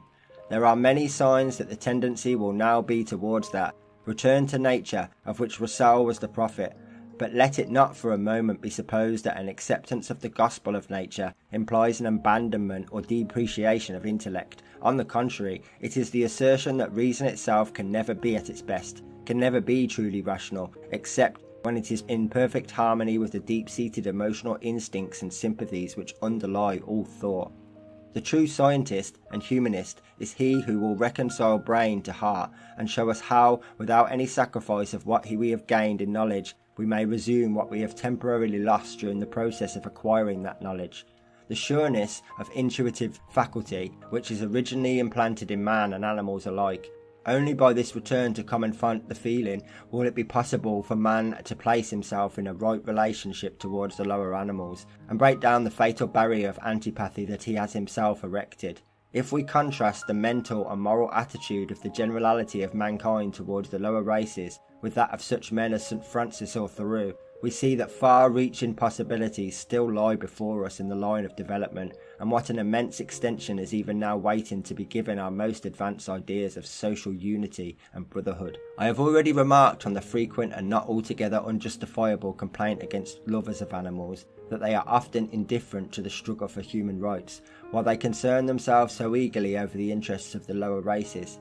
Equally true is the converse statement that many earnest reformers and philanthropists, men who have genuine passion for human liberty and progress, are coldly sceptical or even bitterly hostile on the subject of rights of animals. This organic limitation of sympathies must be recognised and regretted, but it is worse than useless for the one class of reformers to indulge in blame or recrimination against the other. It is certain they are both working towards the same ultimate end, and if they cannot actually cooperate, they may at least refrain from unnecessarily thwarting and opposing one another. The principles of justice, if they are to make a solid and permanent headway, must be applied with thoroughness and consistency. If there are rights of animals, it must be A. fortiori, B. rights of men, and as I have shown, it is impossible to maintain that an admission of human rights does not also involve an admission of animals' rights also. Now, it may not always fall to the lot of the same persons to advocate both kinds of rights, but these rights are nevertheless being simultaneously and concurrently advocated, and those who are in a position to take a clear and wide survey of the whole humanitarian movement are aware that its final success is dependent on the broad onward tendency. Man will not be truly man, says Michelet, until he shall labour seriously for which the earth expects from him, the pacification and harmoniousness union of all living nature. The advent of democracy, imperfect though any democracy must be, which does not embrace all living things within its scope, will be of enormous assistance to the cause of animals' rights. For the present unequal and unequitable social system, there is no possibility of those claims receiving their due share of attention. In the rush and hurry of competitive society, where commercial profit is avowed to be the main object of work, and where the well-being of men and women is ruthlessly sacrificed to that object, what likelihood is there that the lower animals will not be used with sole regard to the same predominant purpose? Humane individuals may here or there protest, and the growing conscience of the public may express itself in legislation against the worst forms of palpable ill usage, but the bulk of the people simply cannot and will not afford to treat animals as they ought to be treated. Do the wealthy classes show any such consideration? Let amateur butchery and murderous millinery be the answer. Can it be wondered, then, that the lower classes, whose own rights are existent far more in theory than in fact, should exhibit a feeling of sordid indifference to the rights of still lower animals? It has been said that if in a mob of Londoners, Parisians, New Yorkers, Berliners, Melbourners, a dove fluttered down to seek a refuge, 100 dirty hands would be stretched out to seize it and wring its neck, and if anyone tried to save and cherish it, he would be rudely bonneted and mocked, and hustled amidst the brutal cafouls of roughs, lower more hideous in aspect and in nature than in any animal which lives. This may be so, yet it must be remembered that it is not the people, but the lords, who have hitherto prevented the suppression, in England at any rate, of the infamous pastime of pigeon shooting. It is to the democracy and the democratic sense of kinship and brotherhood, extending first to mankind and then to the lower races, that we must look for future progress. The emancipation of men will bring with it another and still wider emancipation of animals. In conclusion, we are brought face to face with this practical problem. By what immediate means can we best provide for the attainment of the end we have in view? What are the surest remedies for the present wrongs, and the surest pledges for the future rights of the victims of human supremacy? The answer, I think, must be that there are two preeminently important methods which are sometimes regarded as contradictory in principle, but which, as I hope to show, are not only quite compatible, but even mutually serviceable and to some degree interdependent. We have no choice but to work by one or other of these methods, and, if we are wise, we shall endeavour to work by both simultaneously, using the first as our chief instrument of reform, the second as an auxiliary and supplementary instrument. The two methods to which I allude are the educational and the legislative. 1. Education in the largest sense of the term has always been, and must always remain, the antecedent and indispensable condition of humanitarian progress.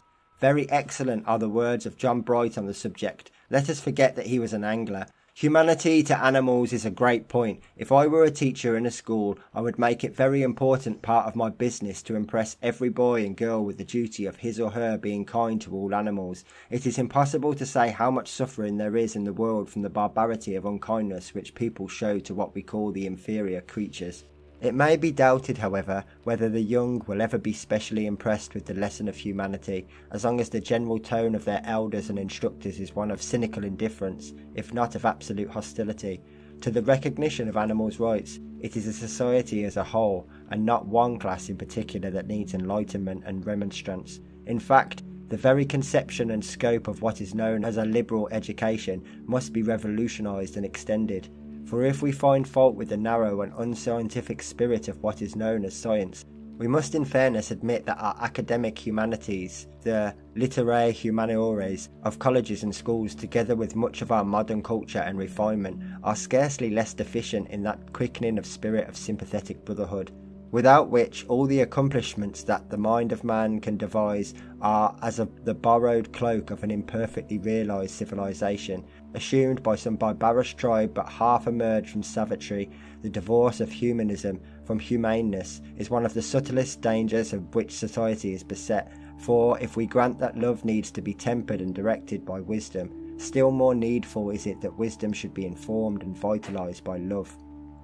It is therefore not only our children who need to be educated in the proper treatment of animals, but our scientists, our religionists, our moralists, and our men of letters, for in spite of the vast progress of humanitarian ideas during the present century, it must be confessed that the popular exponents of Western thought are still for the most part quite unable to appreciate the profound truth of those words of Rousseau, which should form a basis of an enlightened system of instruction. I'm going to give that a swerve because you're better off reading it than me even attempting to pronounce it.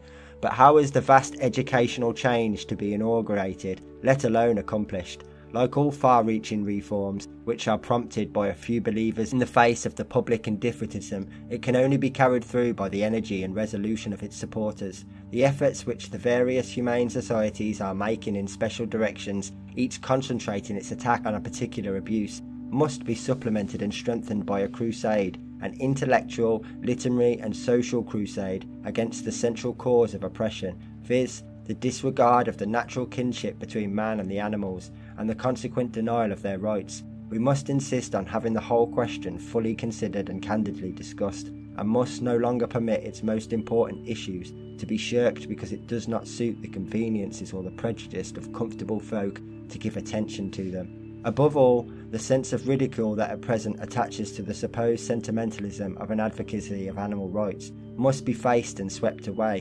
The fear of this absurd charge deprives the cause of humanity of many workers who would otherwise lend their aid, and accounts in part for the unduly diffident and apologetic tone which is too often adopted by humanitarians.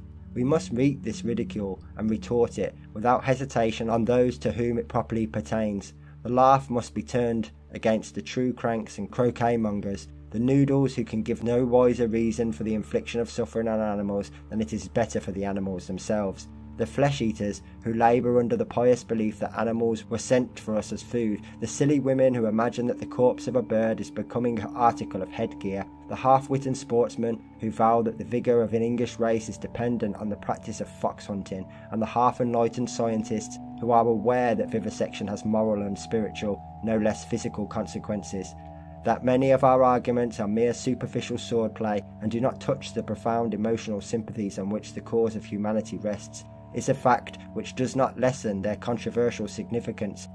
For this is the case where those who take the sword shall perish by the sword, and the clever men of the world who twit constant humanitarians with sickly sentimentality may perhaps discover that they themselves, fixed as they are in an ambiguous and utterly untenable position, are the sickliest sentimentalists of all. 2. Legislation. Where the protection of harmless animals is concerned, is the fit supplement and sequel to education, and the objections used against it are for the most part unreasonable. It must inevitably fail in its purpose, say some, for how can the mere passing of a penal statute prevent the innumerable unwitnessed acts of cruelty and oppression which make up the great total of animal suffering? But the purpose of legislation is not merely thus preventative. Legislation is the record, the register of the moral sense of the community. It follows, not precedes, the development of that moral sense, but nevertheless, in its turn, rests on it, strengthens it, and secures it against the danger of retrocession. It is well that society should proclaim formally and decisively its abhorrence of certain practices, and I do not think that it can be doubted by those who have studied the history of the movement that the general treatment of domestic animals in England, bad as it still is, would be infinitely worse at this day but for the progressive punitive legislation that dates from the passing of Martin's Act in 1822. The further argument, so commonly advanced, that force is no remedy, and that it is better to trust to the good feeling of mankind than to impose a legal restriction, is an amiable criticism which might doubtless be applied with great effect to a large majority of our existing penal enactments, but it is not very applicable to the case under discussion. For, if force is ever allowable, surely it is so when it is applied for a strictly defensive purpose, such as to safeguard the weak and helpless from violence and aggression. The protection of animals by statute marks but another step onward in that course of humanitarian legislation, which among numerous triumphs has abolished slavery and passed the Factory Acts, always in the teeth of the same time-honoured but irrelevant objection that force is no remedy.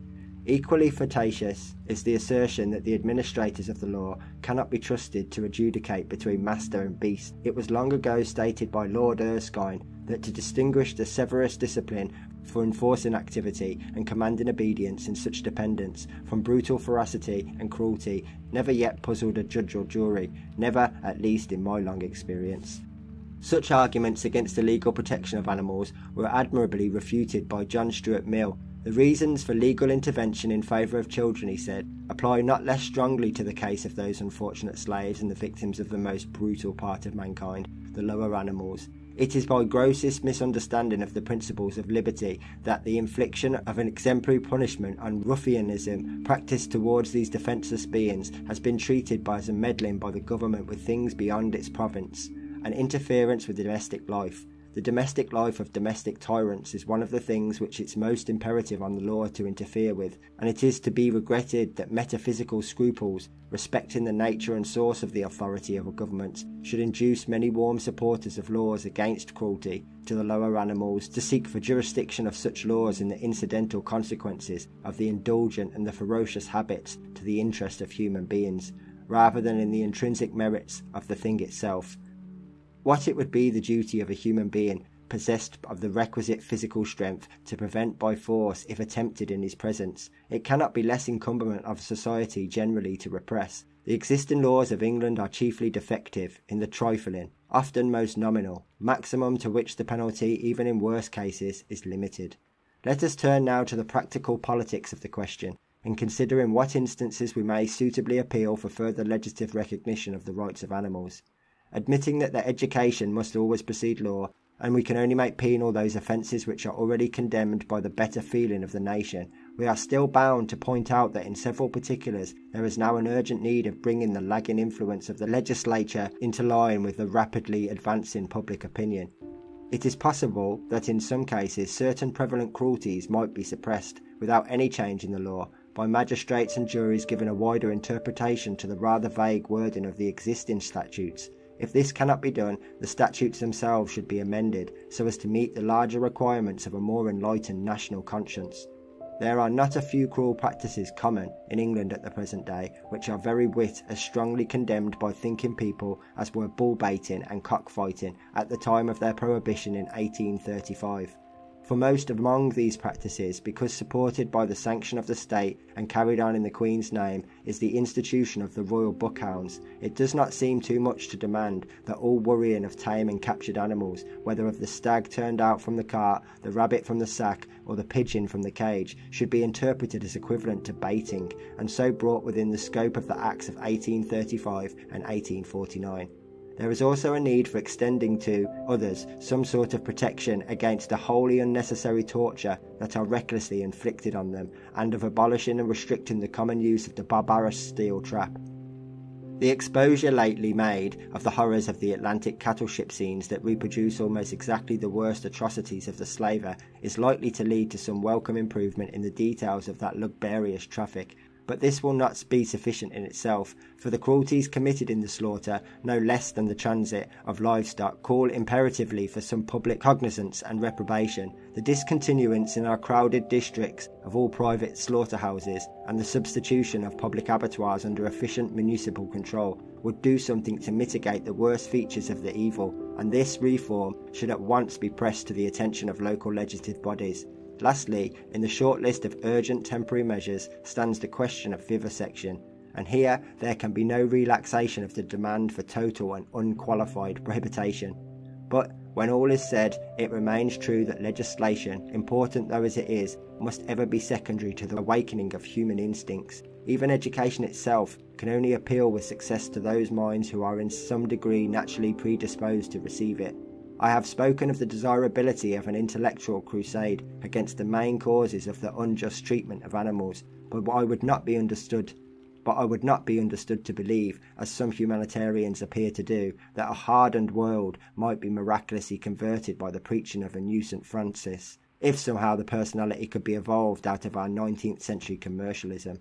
In this infinitely complex modern society, great wrongs cannot be wholly righted by simple means, not even by consuming enthusiasm of the prophet, since any particular form of injustice is but part and parcel of a far more deep-lying evil, the selfish, aggressive tendencies that are so largely inherent in the human race. Only with the gradual process of an enlightened sense of equality shall we remedy these wrongs, and the object of our crusade should not be so much to convert opponents, who by the very disabilities and limitations of their faculties can never be really converted, as to set the confused problem in a clear light, and at least discriminate unmistakably between our enemies and our allies. In all social controversies, the issues are greatly obscured by the babble of names and phrases and cross-arguments that are bandied to and fro, so that many persons who by natural sympathy and inclination are the friends of the reform are found to be ranked among its foes, while not a few of its foes in similar unconsciousness have strayed into the opposite camp. To state the issues distinctly and so attract and consolidate a genuine body of support is, perhaps, at the present time, the best service that humanitarians can render the movement they wish to promote. In conclusion, I would state emphatically that this essay is not an appeal ad misericordiam to those who themselves practice or who condone in others the deed against which a protest is here raised. It is not a plea for mercy, save the mark, to the brute beasts whose sole criminality consists in not belonging to the noble family of Homo sapiens. It is addressed rather to those who see and feel that, as been well said, the great advancement of the world throughout the ages is to be measured by the increase of humanity and the decrease of cruelty, that man, to be truly man, must cease to abdicate his common fellowship with all living nature, and that the coming realisation of human rights will inevitably bring after it the tardier but no less certain realisation of the rights of lower races.